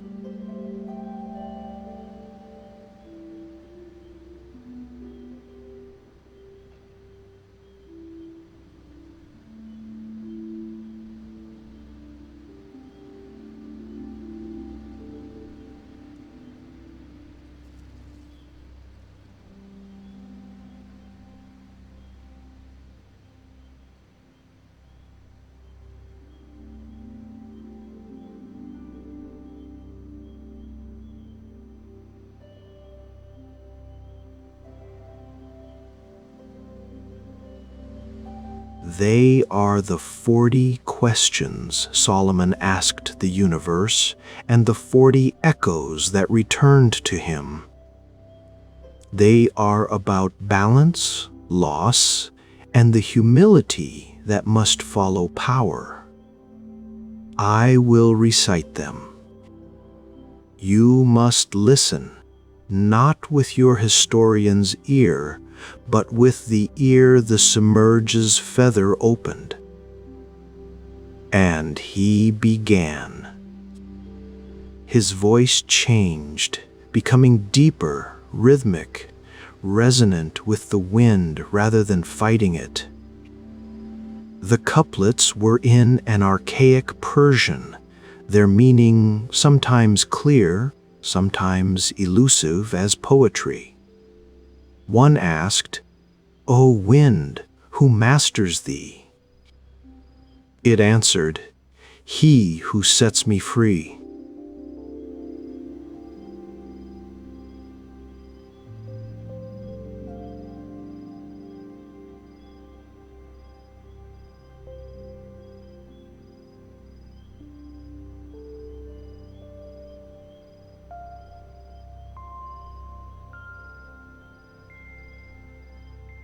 It answered,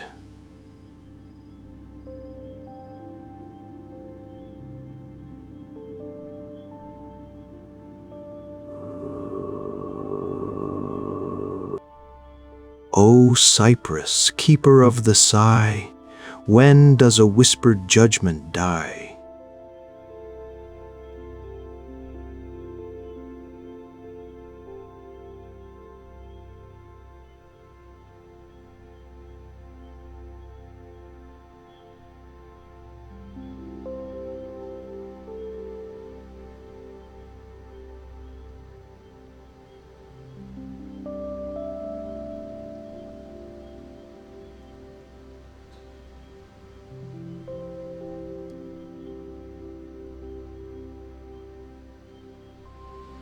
Tall.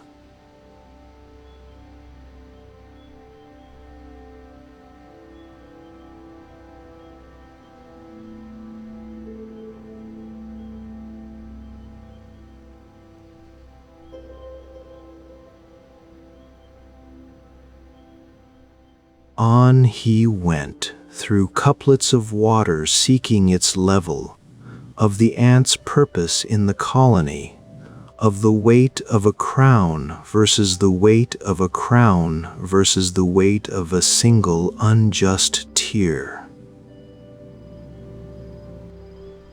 Ariana listened, and the 70% legend and 30% history fused completely. This was the oral tradition, the living ritual, performed at the precise geographic location of the mythic event. The broken arch was real. The recitation was real. The chasm between was both physical and symbolic. The gap between aspiration and human limitation, between absolute power and absolute wisdom. As Dariush reached the final couplet, his voice grew faint, strained with the effort of memory and projection. 40, O throne, on peaks of stone so high, what remains when the king does die? Ais.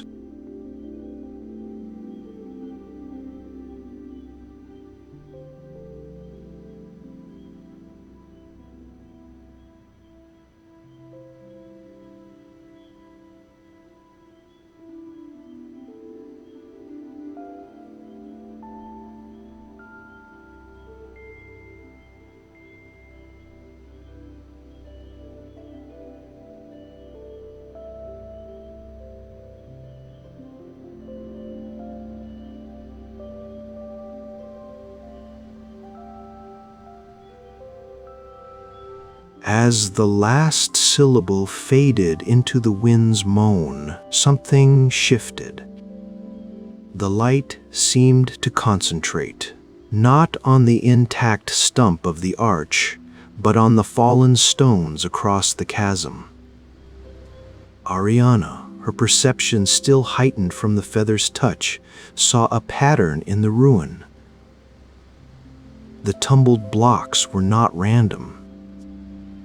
From this vantage, they formed a distinct, if shattered, outline, the shape of a massive, backless seat, a natural chair carved by collapse and time. The real throne of Soleyman was not the peak they stood on. It was the other's peak, accessible only by the broken bridge. Its power was not in occupancy, but in contemplation. Its lesson was in its inaccessibility. The climax was not an action, but a revelation. The throne was the question, not the answer. It was the permanent stone embodiment of Solomon's final humbling realization that wisdom was a process of endless inquiry, and true judgment was the acknowledgement of all one could not and should not control. The wind that had broken the bridge now flowed freely through the gap, a perpetual reminder that the forces of the world ultimately obey their own natures, not any king's command. Chi.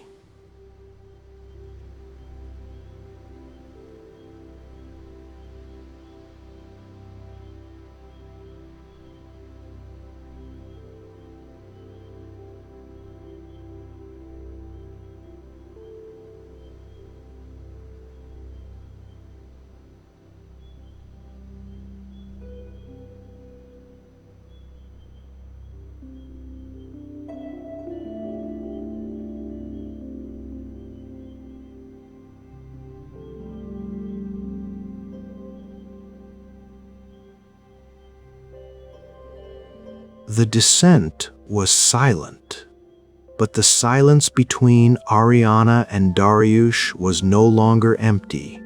It was filled with the resonance of the recited couplets and the monumental vision of the broken throne.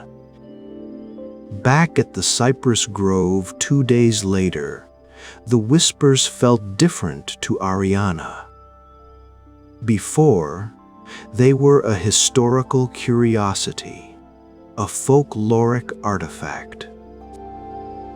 Now, she heard them as the grove's own recitation, its 40,000 couplets of human frailty and truth.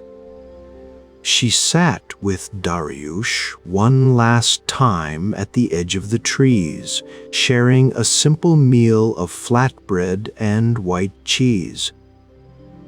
"The historians," Ariana said softly, brushing crumbs from her notebook, "they will want coordinates."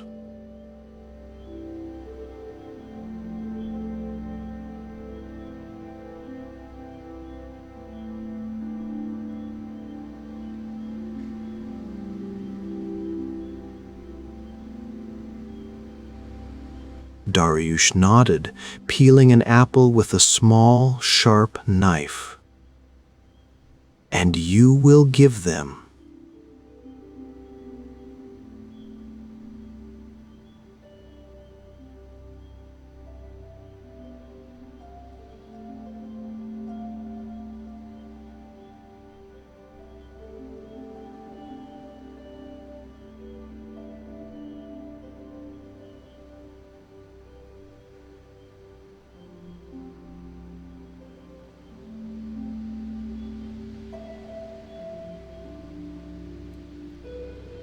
"But the 70%. She trailed off, looking at the mountain, now a familiar silhouette rather than a mysterious goal. "The 70% you will carry here," he said, tapping his chest. "And you will tell it as a story.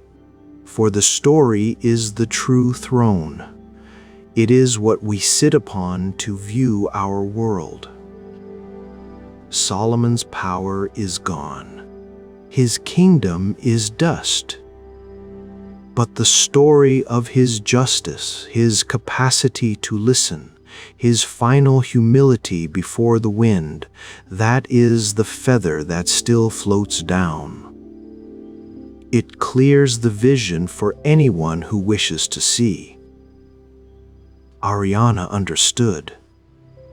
Her thesis would have the maps, the citations, the analysis of the Seljuk-era references to the site, the geological survey of the arch's construction.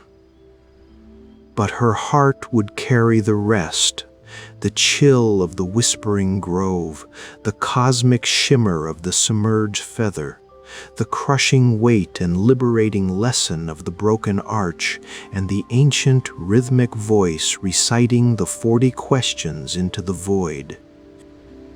She left Mahalat not with the discovery of an object, but with the gift of a perspective. The throne of Solomon was Iran's enduring legend because it was not about a seat of power, but about the architecture of wisdom. It was a myth that taught listening over decreeing, questioning over asserting, and recognized that the greatest rulers of nations, or of one's own soul, are those who build their throne not on a peak of unassailable authority, but on the solid, humble ground of continuous inquiry. The hopeful, human note was in the persistence of the story itself, passed down in whispers, polished in mirrors, recited at broken places. It was a testament that while empires and bridges fall, the human quest for understanding, like the eternal wind through the mountains, never ceases. And in that endless seeking, there is a quiet, resilient kind of kingship available to all. Part.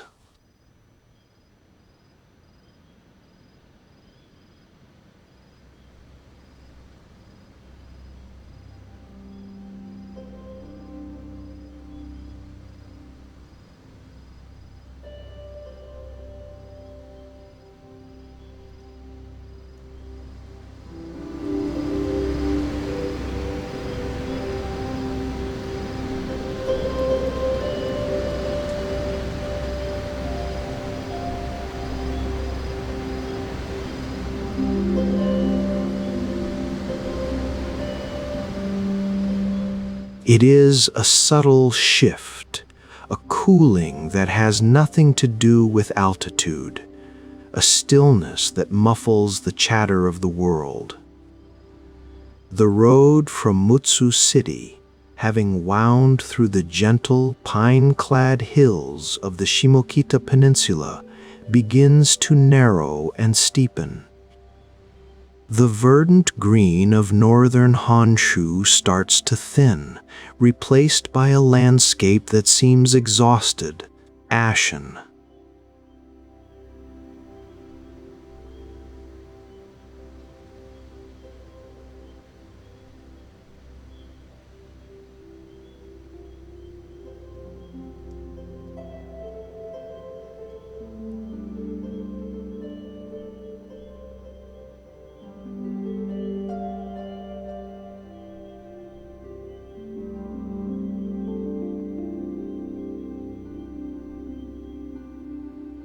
It does not pierce the sky with a jagged peak, but rather broods upon the horizon like a vast, slumbering beast, its flanks exhaling plumes of sulfur-tinged steam into the leaden sky. This is no ordinary volcano. In the ancient tongue of the Ainu, the indigenous people of this land, it was called Kamui Mintara, the playground of the gods. For the Japanese pilgrims who have come here for over 1,000 years, it is the very entrance to Sai no Kawarach, the dry riverbed of souls. the Buddhist purgatory where the souls of children wander. The final approach is along a gravel path, the trees stunted and twisted by the volcanic gases. The scent is the first true herald of the other world, the rotten egg tang of hydrogen sulfide, pervasive and profound. It is the breath of the earth, but here it feels like the exhalation of something older, something chthonic. You pass under a simple wooden torik gate, its vermilion paint faded by acidic fumes and time. This is the symbolic threshold. Beyond it, the world of the living gives way to a liminal space. The landscape opens into a vast, blasted caldera. It is a vision of profound desolation, yet one of eerie beauty. The ground is a palette of deathly hues, chalk-white sulfur deposits crusting like leprosy over raw ochre earth, streaks of lurid yellow and venomous green from mineral springs, expanses of gray, gravelly soil that crunch like bones underfoot. Steam vents called jigoku, hills, hiss and bubble from lurid pools of milky blue water, their surfaces shimmering with heat and iridescent chemical rainbows. The dominant sound is a low, perpetual sigh, the mountain breathing.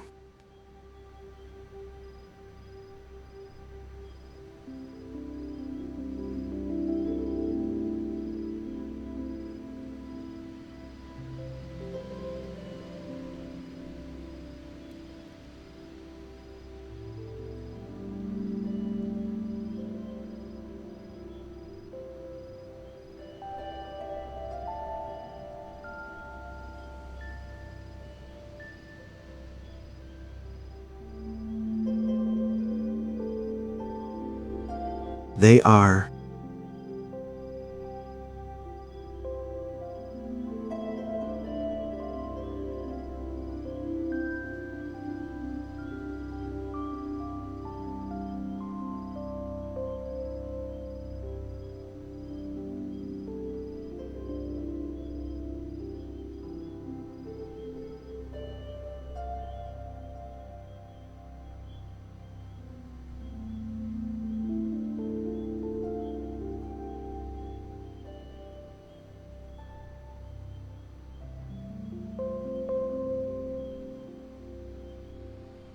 hundreds, perhaps thousands of them, line the paths and cluster in mournful groups. They are of all sizes, from small, simple stones to larger, weathered figures, most wearing red bibs and caps, offerings from grieving parents to protect their children from the cold of the afterlife. Their features, worn smooth by wind and acidic mist, seem to hold an infinite patience, a boundless sorrow.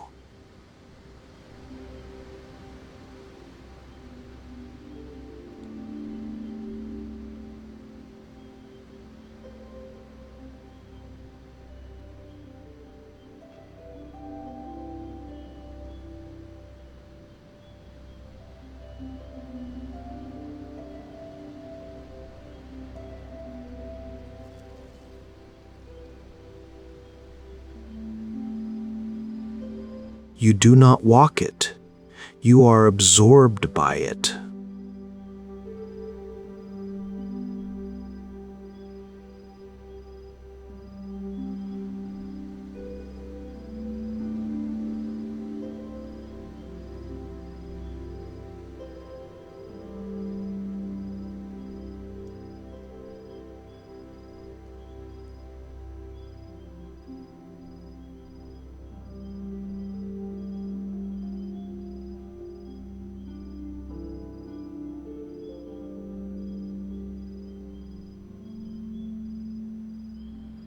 You place a stone, smoothed by Lake Usori's shore, on a low pile before one statue, a tiny gesture of solidarity with the pilgrims who have come here for centuries, adding your own silent plea to the mountain of collective grief.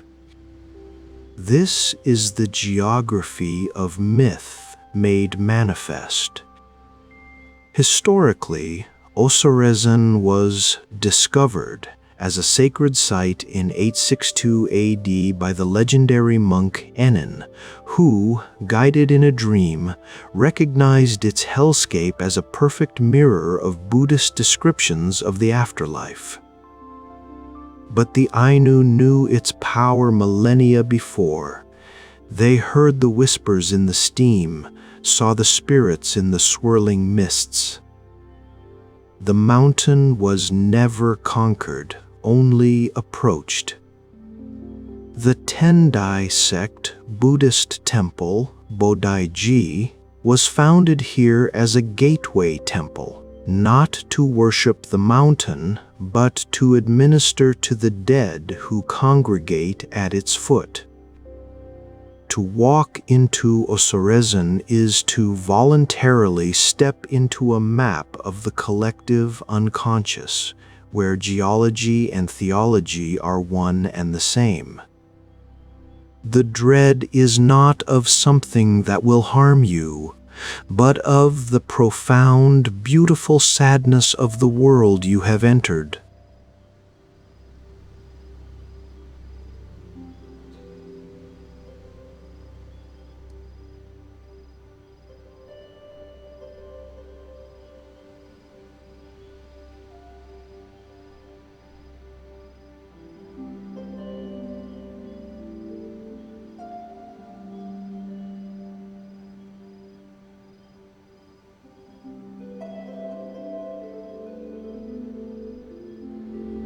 Ta.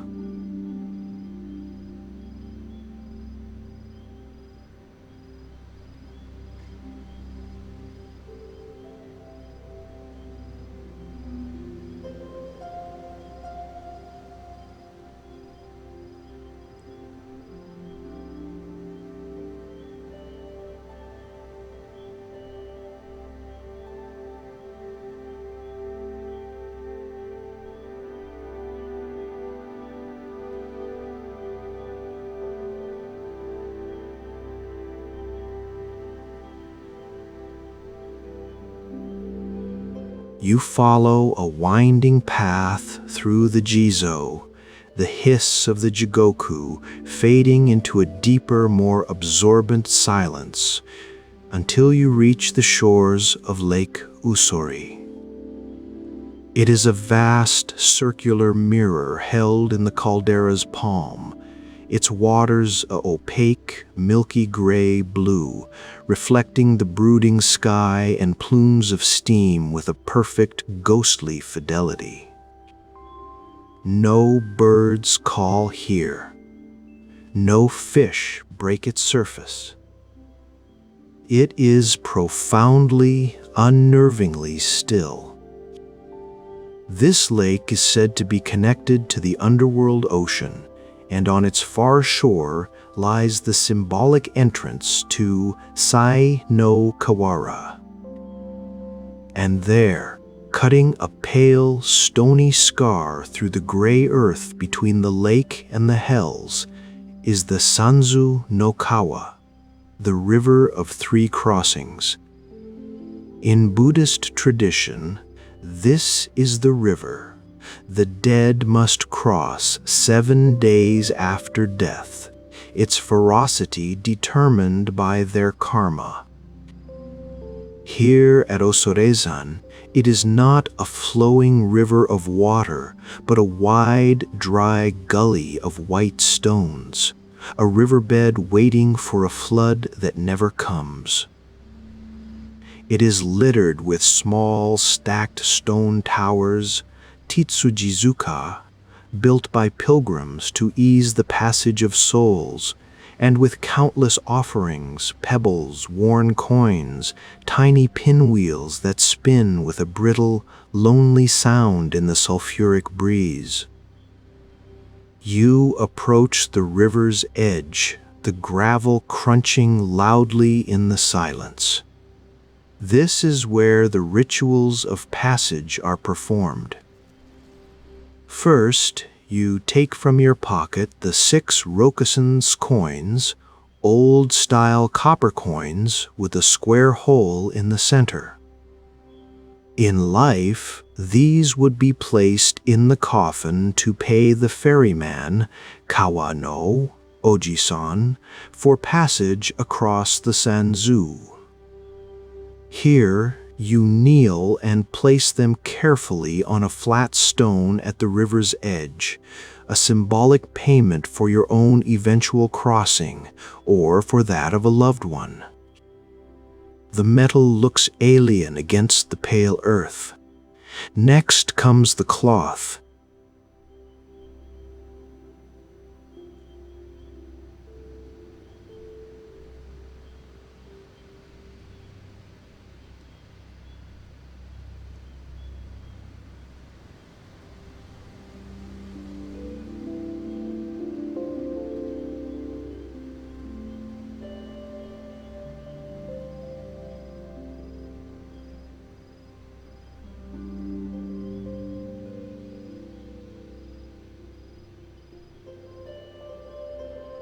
Tradition holds that the dead must cross the river naked, their clothes hung on the bank.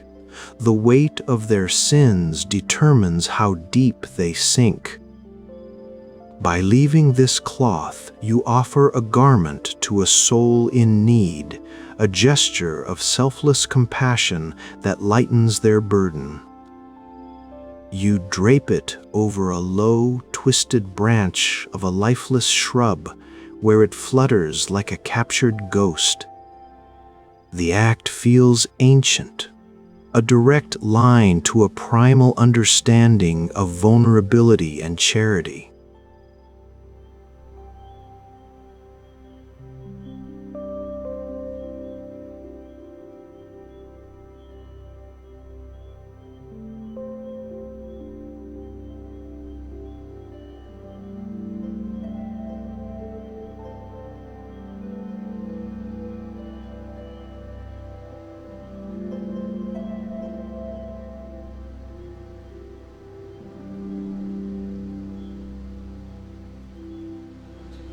At a quiet spot away from the path, you sit on the cold ground.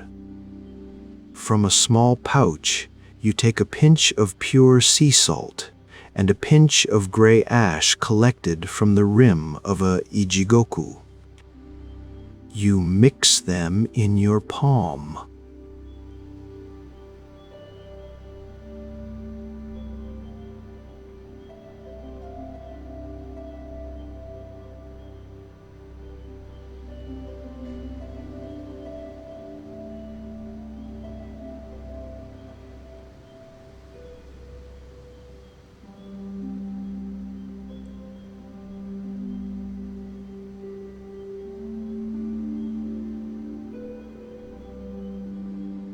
The salt burns, vivid and alive.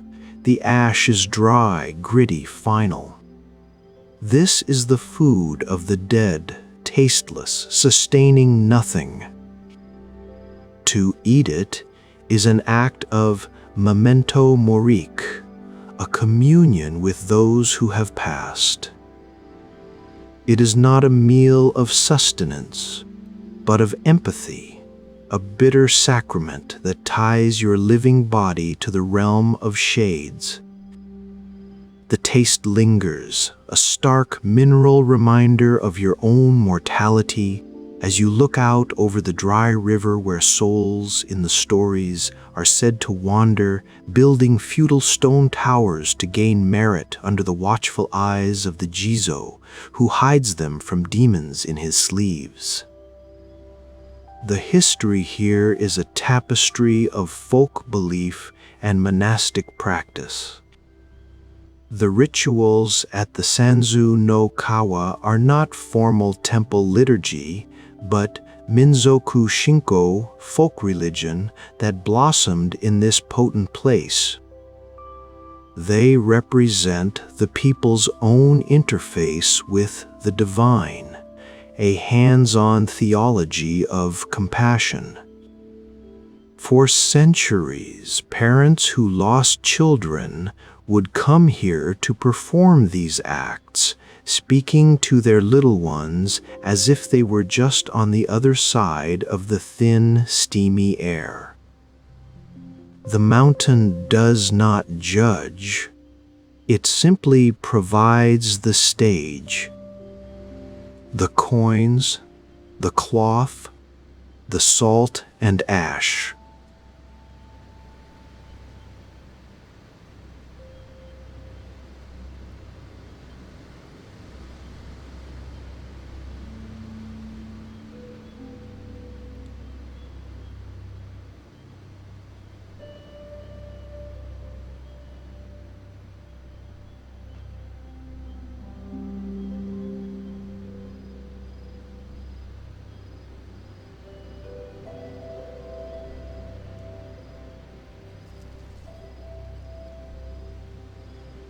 Thai.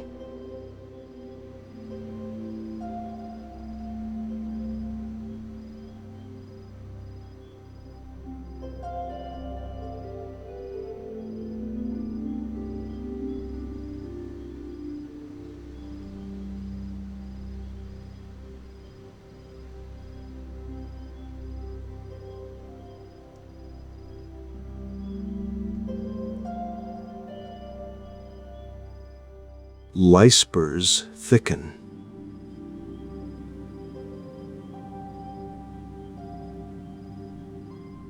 So the world softens, its edges dissolving. Sound becomes muffled, directionless. It is in this shrouded time, when the boundary between substance and shadow blurs, that Ozorezan is said to be most awake, most receptive.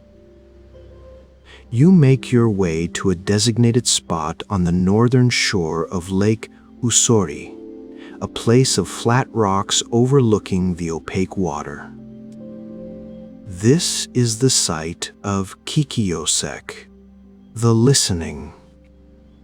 Pilgrims come here not to speak, but to strain their ears for the ancestral whispers said to travel across the lake's still surface. You sit, wrapping your coat tighter against the creeping chill that has little to do with temperature. The hiss of the steam vents is distant now, a white noise against the profound quiet. You empty your mind as the guides instruct, not demanding, but waiting.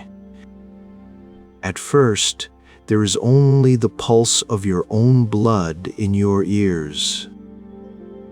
Then, the lake itself seems to amplify subtle sounds, the soft lap of water against stone, though there is no wind, a faint, almost musical ringing that might be the distant pinwheels, a rustle that could be cloth or could be something else. The mind, in such a place, seeks pattern.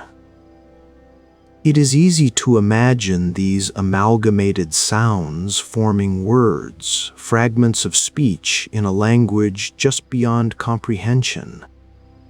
A sigh that carries a name, a murmur that holds a cadence of comfort or regret. This is the heart of Ozorezan's mystery.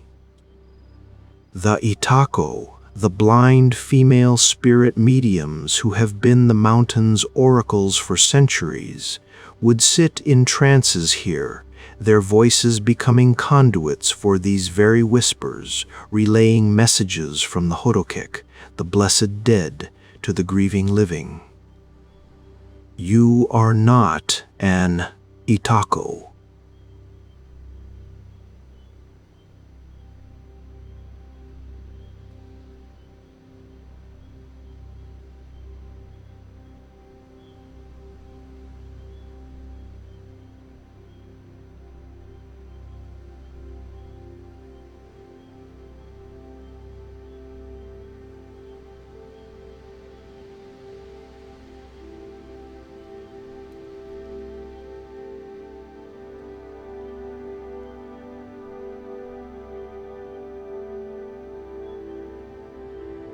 Rising, you move towards the Goma Doe.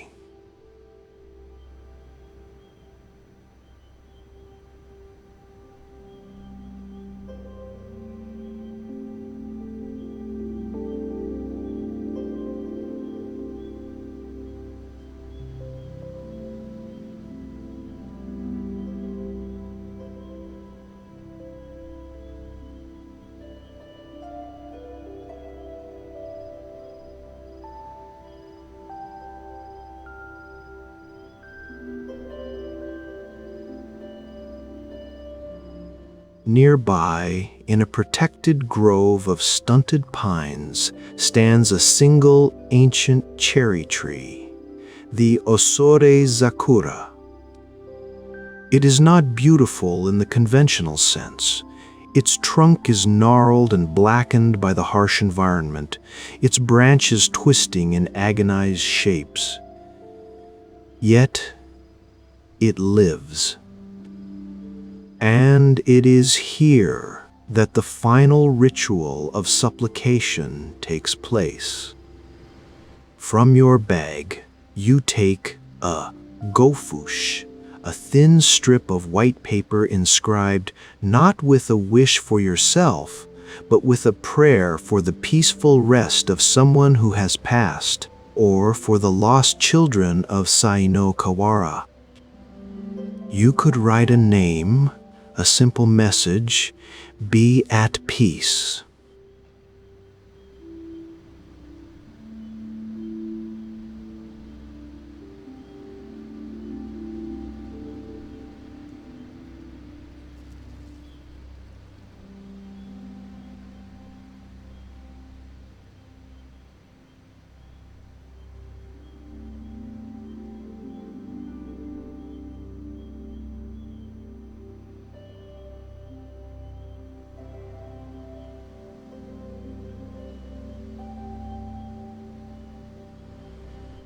The tradition, the hanging of Ozorezan prayers, dictates that you tie this paper to a branch of the ancient tree. The tree, suffering yet enduring in this hellscape, is seen as a compassionate guardian. Its roots are in the land of the dead, its branches in the world of the living. Your prayer fluttering from its bough is entrusted to its care. Your fingers fumble with the string in the cold, damp air. You find a slender branch, its bark like iron. As you secure your strip of paper, you see thousands of others, a storm of white leaves, each a crystallized moment of love, grief, and hope. They rustle together with a sound like distant, gentle rain, or like the collective murmur of all the whispers gathered from the lake. The paper is quickly dampened by the mist, the ink blurring slightly, as if the message is being absorbed, transmitted from the world of form into the realm of spirit.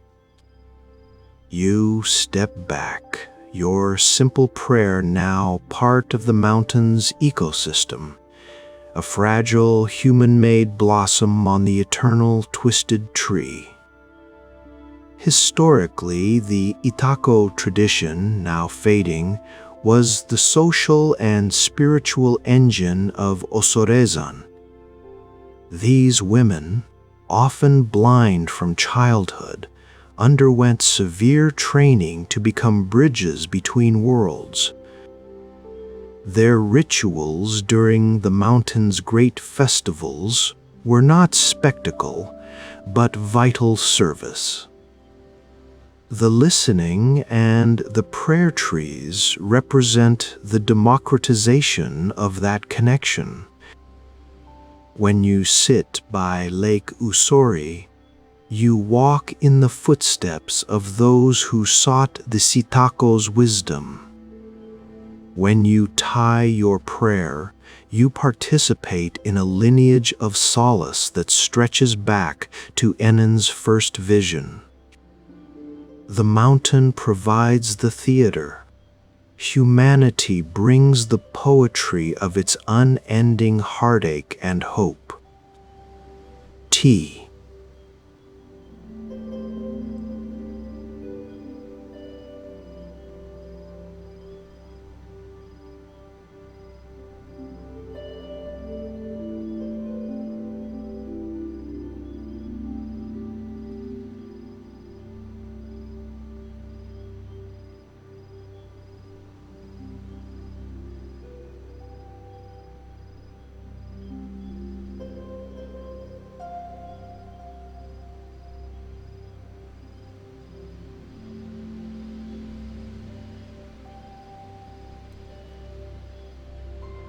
The journey out is different.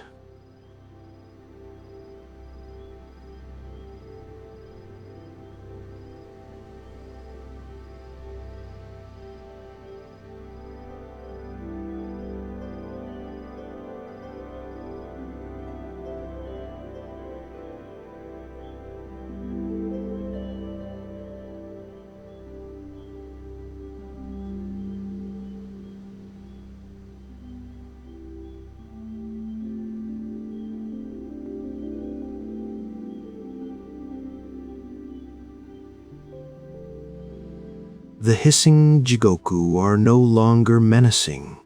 They are simply part of the mountain's respiration. The armies of Jizo no longer seem mournful but steadfast, their silent vigil, a profound comfort.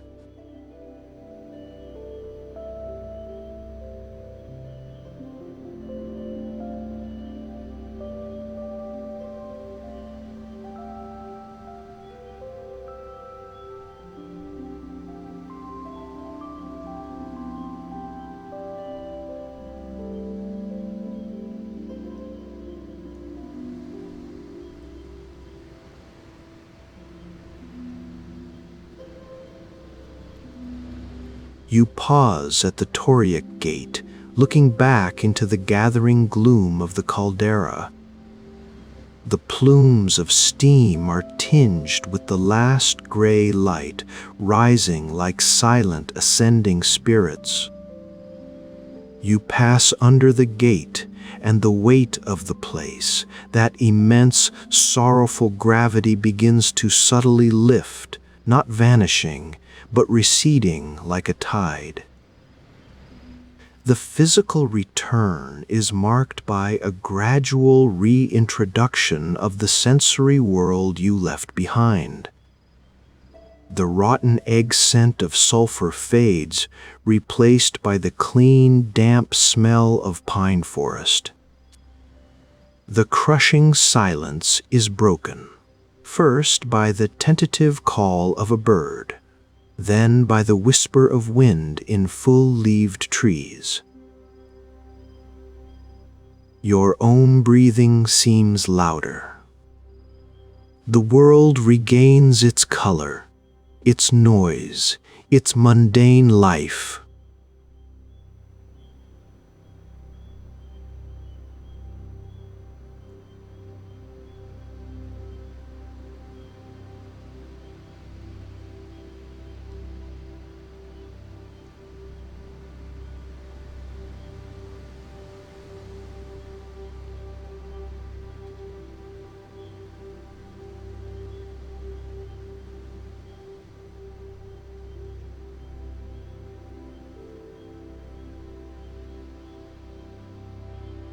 You carry the silence of Ozorezan within you now, a quiet chamber lined with the memory of stone and steam. On the final stretch of road,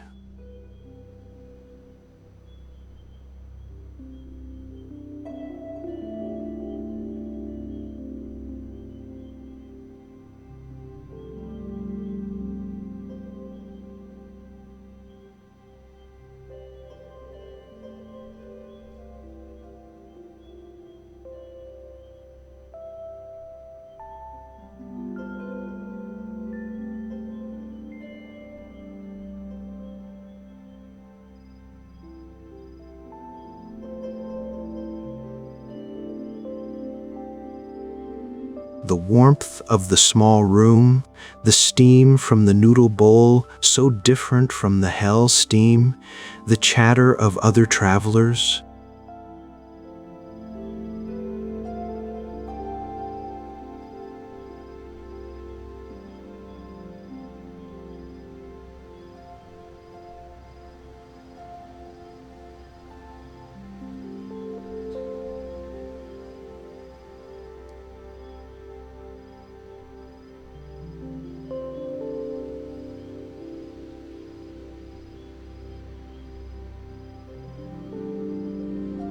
You eat with a newfound appreciation for the simple, tangible facts of being alive, the heat of the broth, the texture of the noodles, the salt on your lips that is just salt, not a sacrament of ash. The pilgrim's meal of salt and ash has made this one taste of life itself.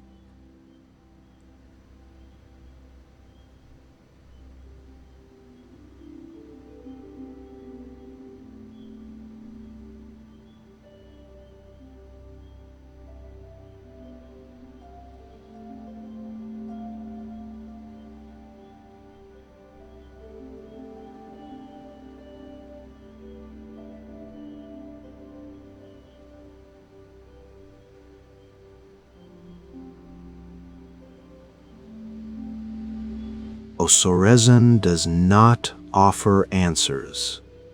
It offers a landscape where questions are not fearsome, but natural.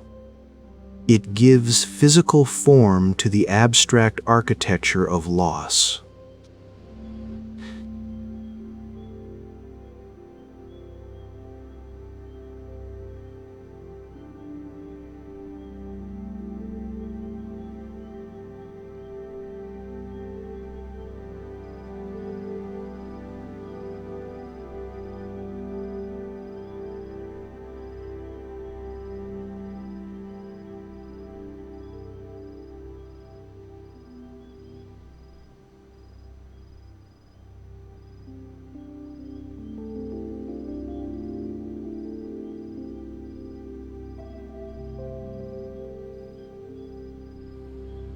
The parents who stacked stones for their children in the dry riverbed, the sons and daughters who listened for a whisper on the lake, they were not engaging in superstition. They were performing acts of radical, ongoing relationship.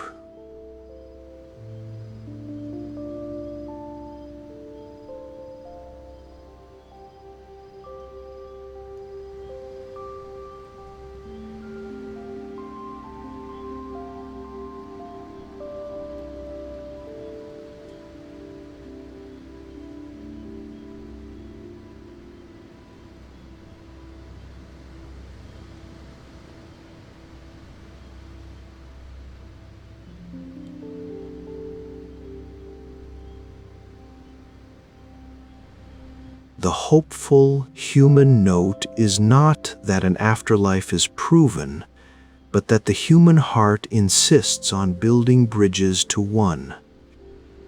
The coins, the cloth, the prayers on the gnarled tree.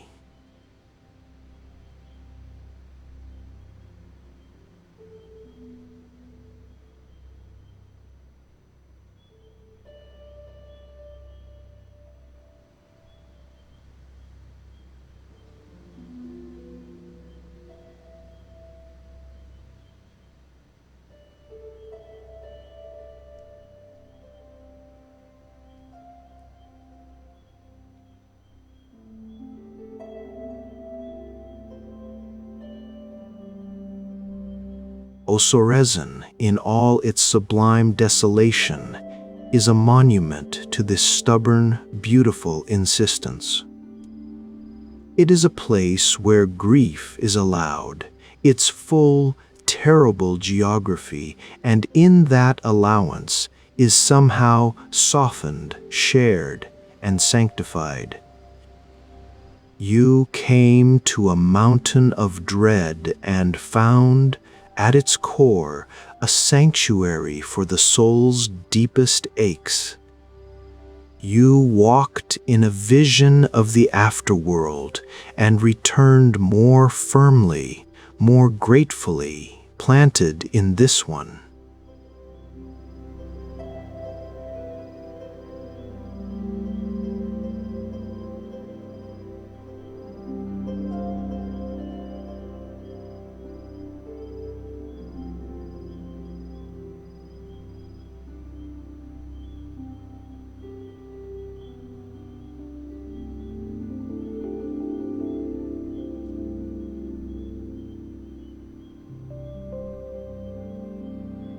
It grants a peculiar, hard-won peace. For you have seen the lobby of eternity and found it watched over by countless gentle stone figures and visited by living hearts brave enough to carry their love across the final frontier. And in that, the wind that sweeps across the high plateau of Marcahuasi does not whisper. It sings in a language older than Quechua, older than the memory of stone. It is a thin, cold breath that slips between the colossal granite forms, carving stories into their flanks over millennia. To stand here at 4,000 meters above the world, on this mesa 3 kilometers square that rises like a forgotten altar east of Lima, is to stand inside a question. Are these titanic shapes, the profiles of kings, the hulls of ships, the petrified forms of beasts that never were, the work of patient hands or the capricious artistry of wind and rain? The people of San Pedro de Casta, the last village on the winding road from the coast, have never bothered with the question. For them, the answer is simple. Marcahuasi remembers.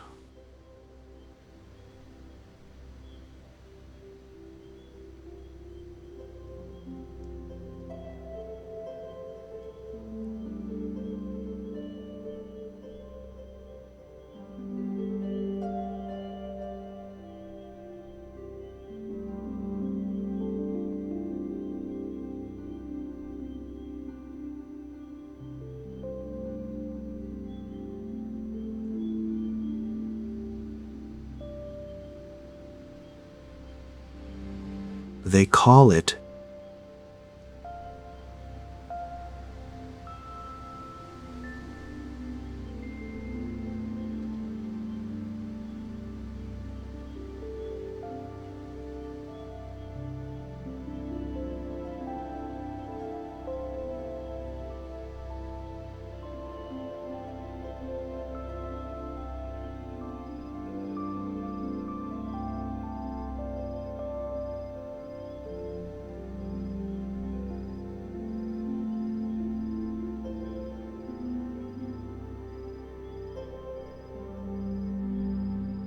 the sky is the color of a deep bruise.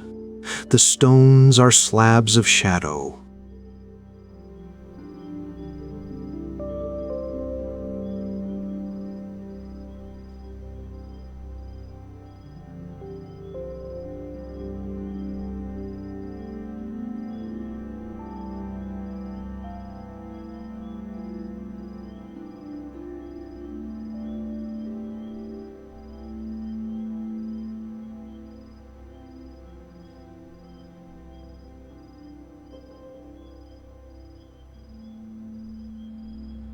Then, a sliver of fire ignites the eastern peaks, the Apusi, the mountain spirits, the ancient lords of the range. As the light spills across the mesa, it does not fall evenly. It touches the highest pinnacle of the Monumento a la Humanidad, that central formation,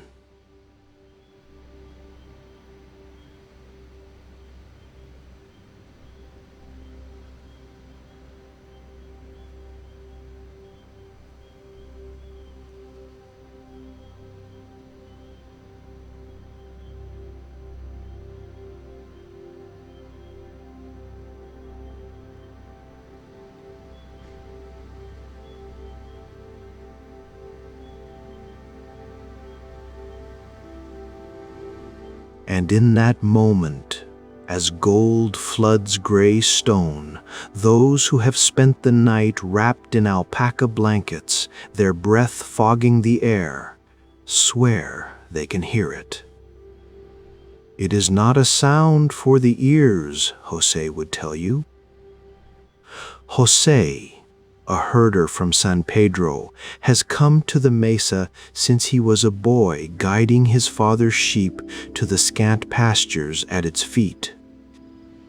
He sits cross-legged on a cold rock, his face a topography of its own, etched by sun and wind. "You feel it here," he says, tapping his sternum.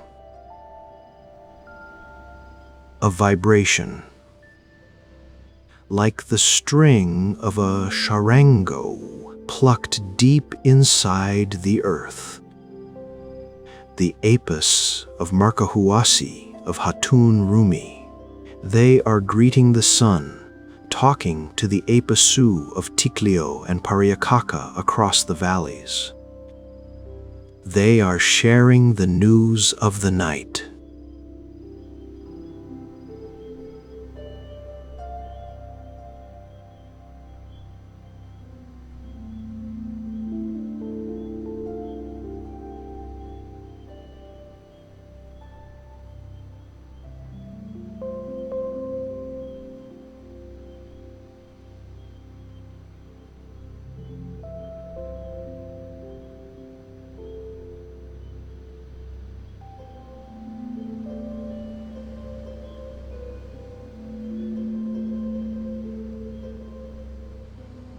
Sometimes it is a warning.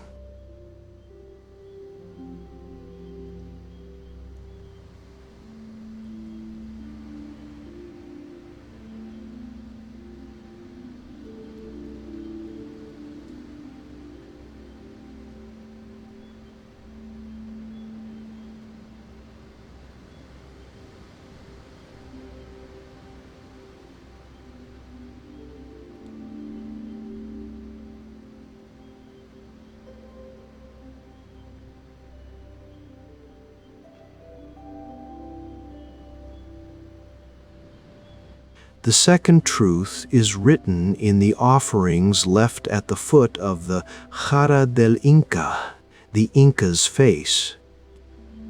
This stern, majestic profile, gazing eternally towards the rising sun, is the heart of the Bah la Tierra, the payment to the earth.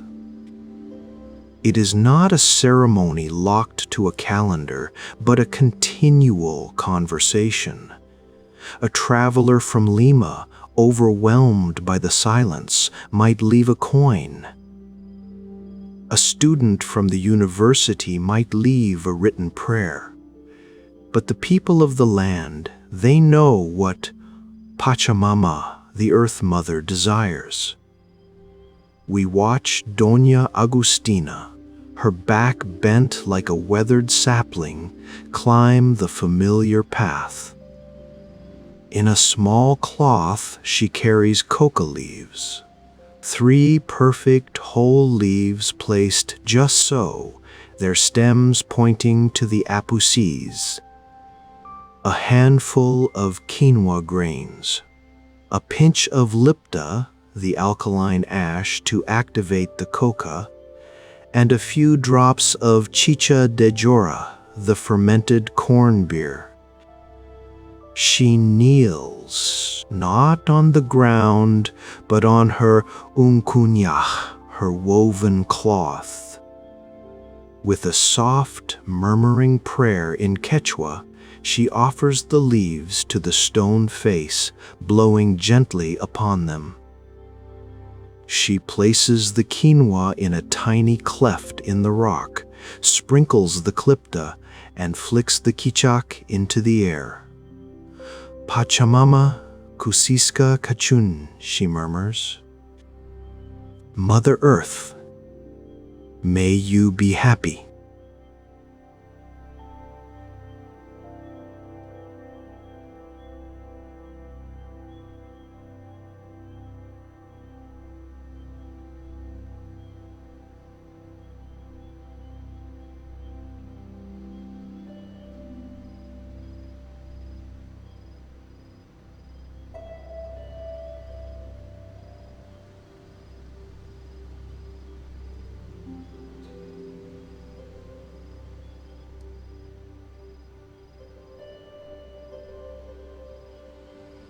It is not a request for a miracle, but an acknowledgement of balance, a giving, so that one may continue to receive safety on the path.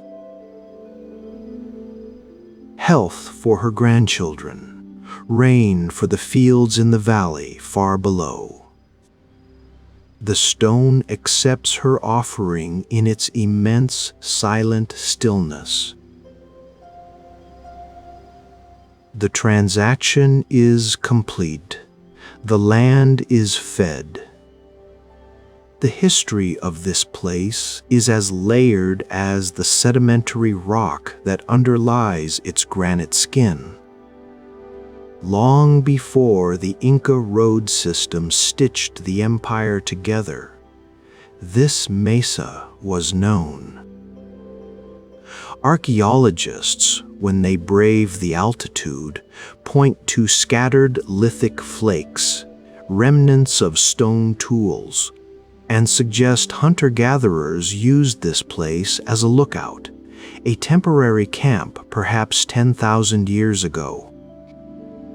They speak of the Atavilos, or the Yauyos cultures, pre-Inca peoples who might have seen spiritual power in these natural formations and amplified them with a few strategic carvings.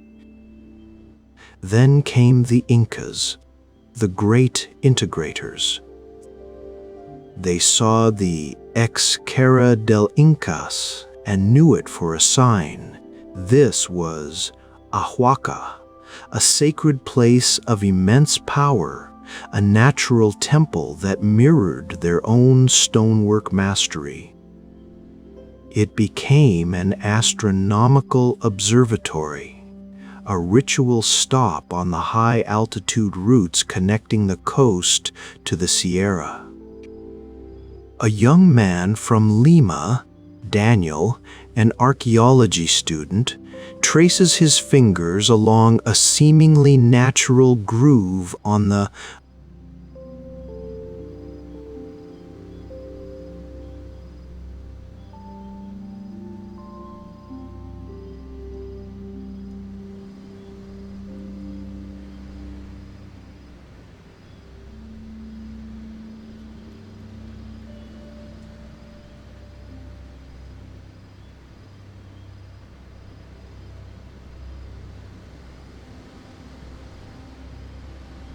"See here," he says, his voice hushed by the expanse. This alignment. During the June solstice, the winter solstice in the southern hemisphere, the shadow from that protruding ledge there falls directly across this series of cup-like depressions. It's a calendar.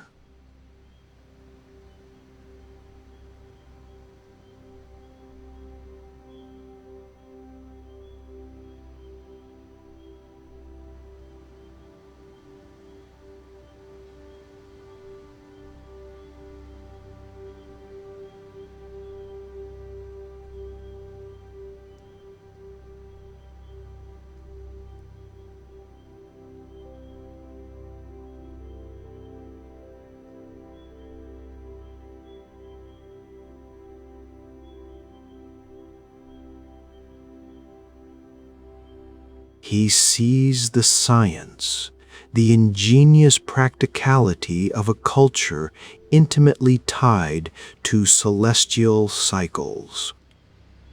But when pressed, he admits, "My professor would have my head for saying this, but when you're up here alone at dusk and the shadows make the stones seem to shift, you understand why they called it a huaca. It feels intelligent." This feeling crescendos during the annual Tinkuyi.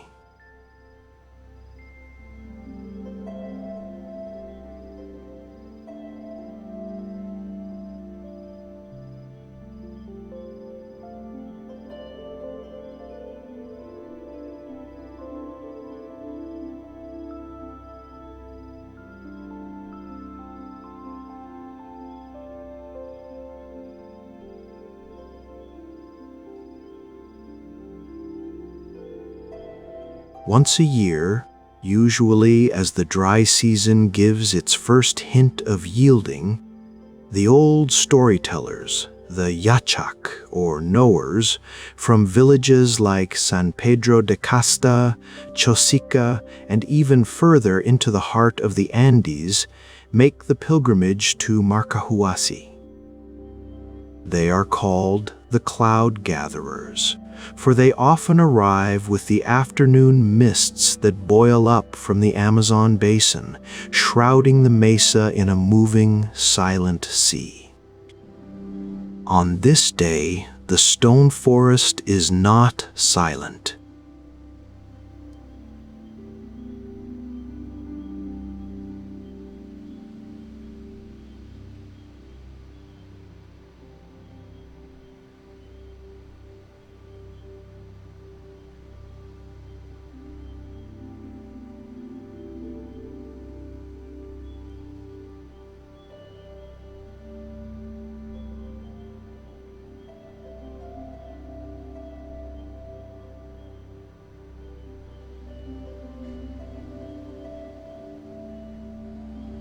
They tell what the stones have told them. Don Teodoro, his voice like gravel rolling downhill, speaks of the H. Piedra del Caminante, the walker's stone, which on certain nights is said to take a step, forever journeying towards a lost ocean. Doña Celestina sings a harawik, a mournful love song, about the Aidama Encantada, the enchanted lady.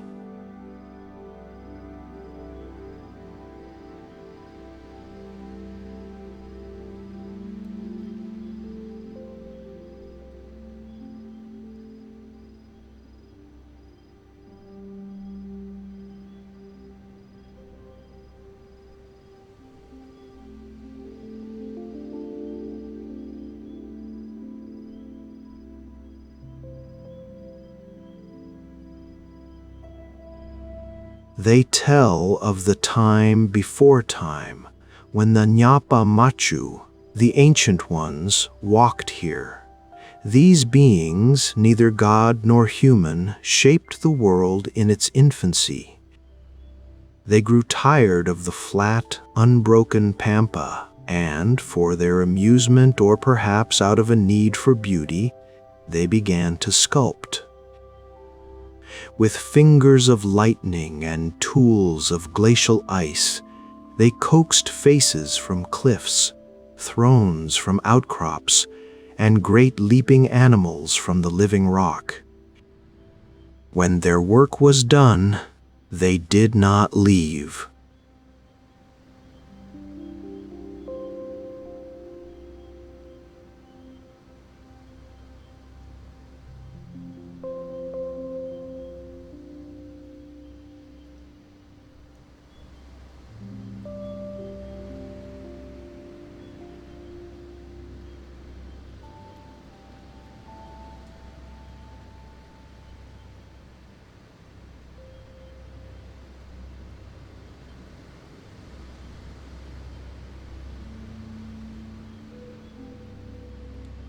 The stories are not mere fables. They are the user's manual for a living landscape. They explain why you should never take a rock from Marcahuasi as a souvenir. It will bring bad luck, as you have stolen a piece of a soul. They instruct you where to find water. Listen for the sighing near the Stama Encantada. They tell you that the strange, electric feeling in the air before a storm is the Ñapa Machu stirring in their sleep. The climax of the Marcahuasi experience is not a sudden event, but a slow immersion into its deepest mystery. The nocturnal Fimax Vigil. Chihuahua means ravine, a place of shadows and echoes. To perform the vigil is to commit to waiting in the belly of the stone night, to hear the stones breathe. Imagine it. The sun has fled, leaving a cobalt void salted with 1,000,000 icy stars. The Milky Way is a spilled river of luminescence across the vault of the sky, so bright it casts faint, ghostly shadows.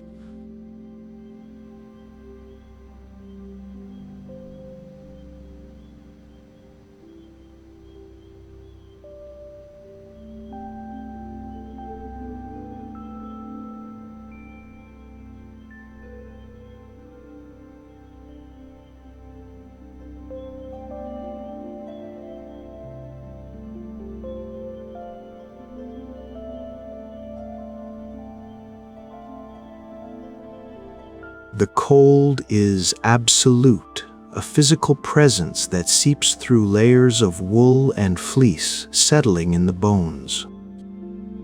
You have chosen your spot, perhaps in the lee of the Great Sphinx, another formation named by a mid-20th century explorer, Daniel Russo, who saw in it a global ancient civilization, or within the amphitheater of rocks near the amphitheatros. At first, there is only the vast humming silence of altitude.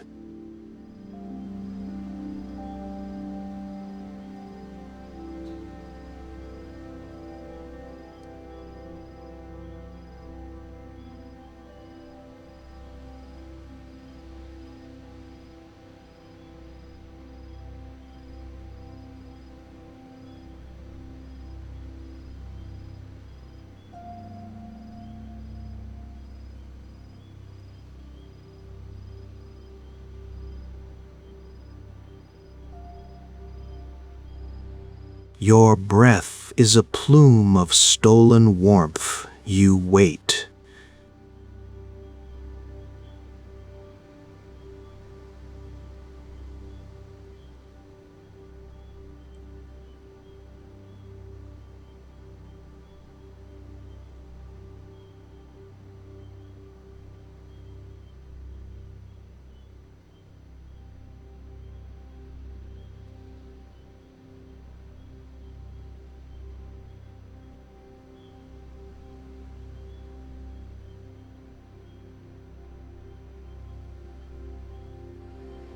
That dark shape, is it just a boulder, or did it subtly change its silhouette?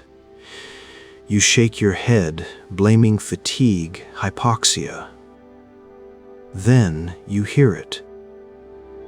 It begins as the faintest of exhalations, a sigh so deep it seems to come from the planet's core. It is not the wind, for not a single hair on your arm stirs. It is a low-frequency hum, a vibration felt in the teeth and the spine more than heard by the ears.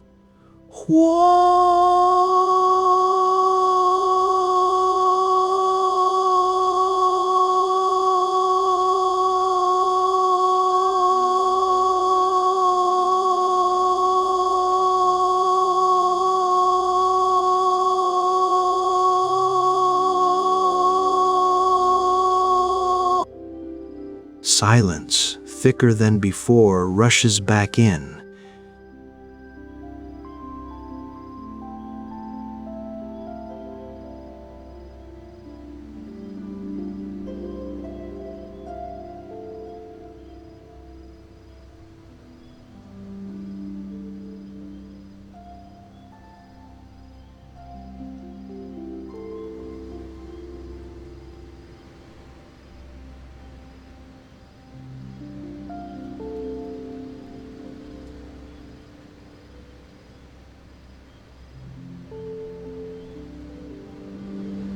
According to the legend kept by the cloud gatherers, this is the breath of the Nyamyapa Machu. Their sleep is not death, It is a state of profound, slow memory dreaming. Once a night, in the deepest dark, they inhale the starlight and exhale the memories of the world. The breath carries the echoes of ancient seas that once covered the Andes, the bellows of extinct megafauna, the chants of forgotten priests, the whispered prayers of lovers and warriors who have stood on this very spot for millennia. To hear it, they say, is to have your own life story woven into the tapestry of the stone. It is a gift and a responsibility. You are now part of Marcahuasi's memory. Daniel, the archaeology student, experienced his vigil alone.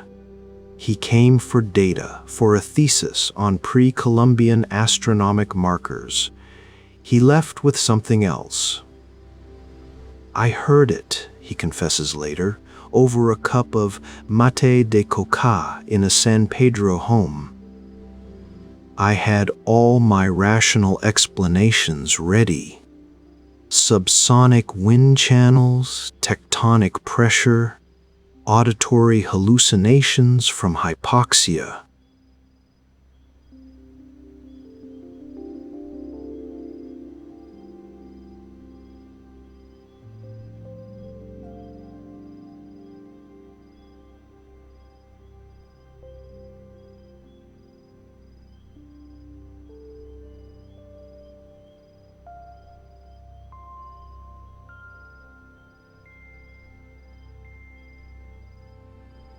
I felt.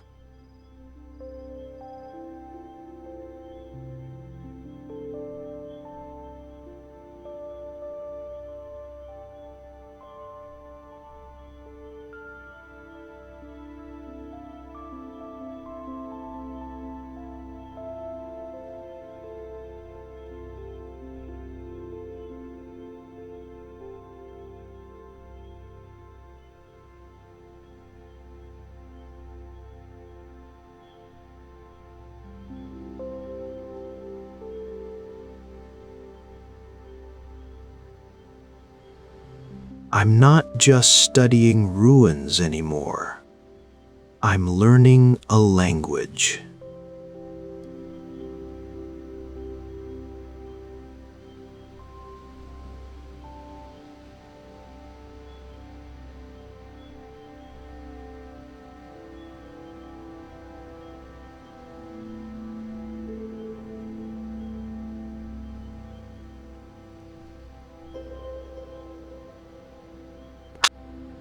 It does not provide a definitive answer to its own riddle. The geologist's report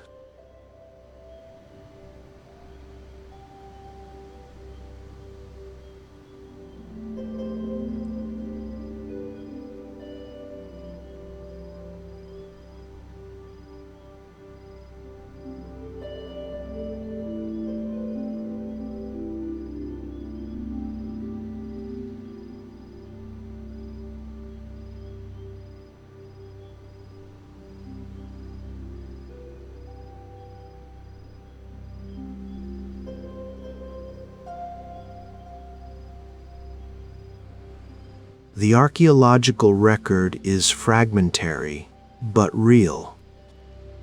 Yet these do not cancel out the whispering,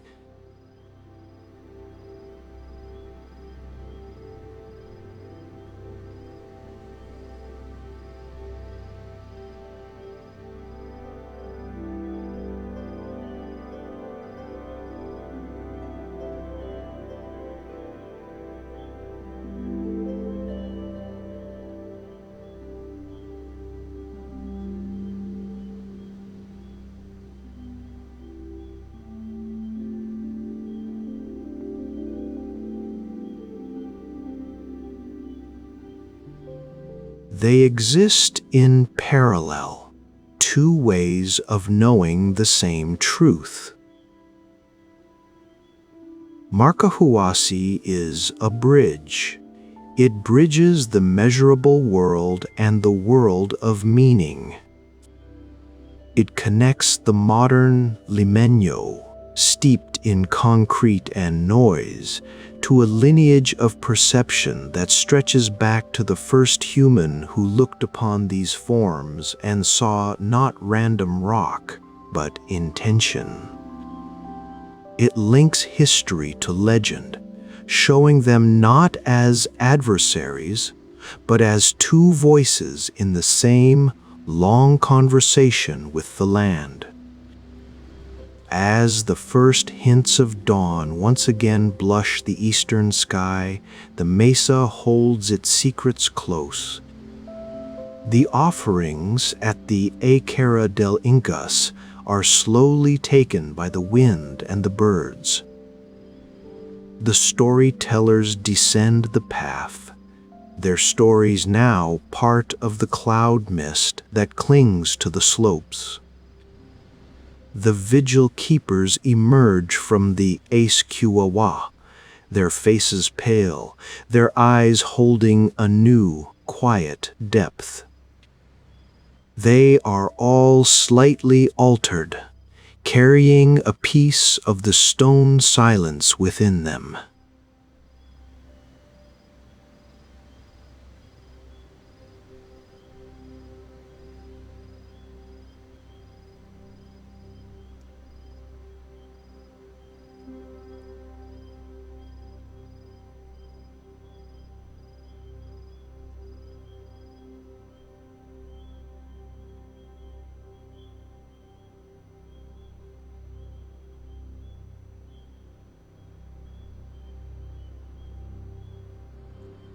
In its overwhelming presence, our categories shrink. Skeptic and believer, scientist and shaman, local and outsider. These are thin veneers that the high-altitude wind quickly scours away. What remains is a simpler, more human state. Wonder. A humble, awestruck participation in a mystery that is both geological and spiritual, historical and eternally present. The stones do not care if we call them gods, ancestors, or geological quirks. They simply are. They endure the sun, the ice, the singing wind, and the brief, soft touch of our passing reverence. And in their enduring, they offer a hopeful, reflective promise that the world is still deep, still strange, and still capable of speaking to those willing to spend a cold night listening. The forest of stone stands guard over Lima, not from a distance of kilometers, but from a distance of understanding.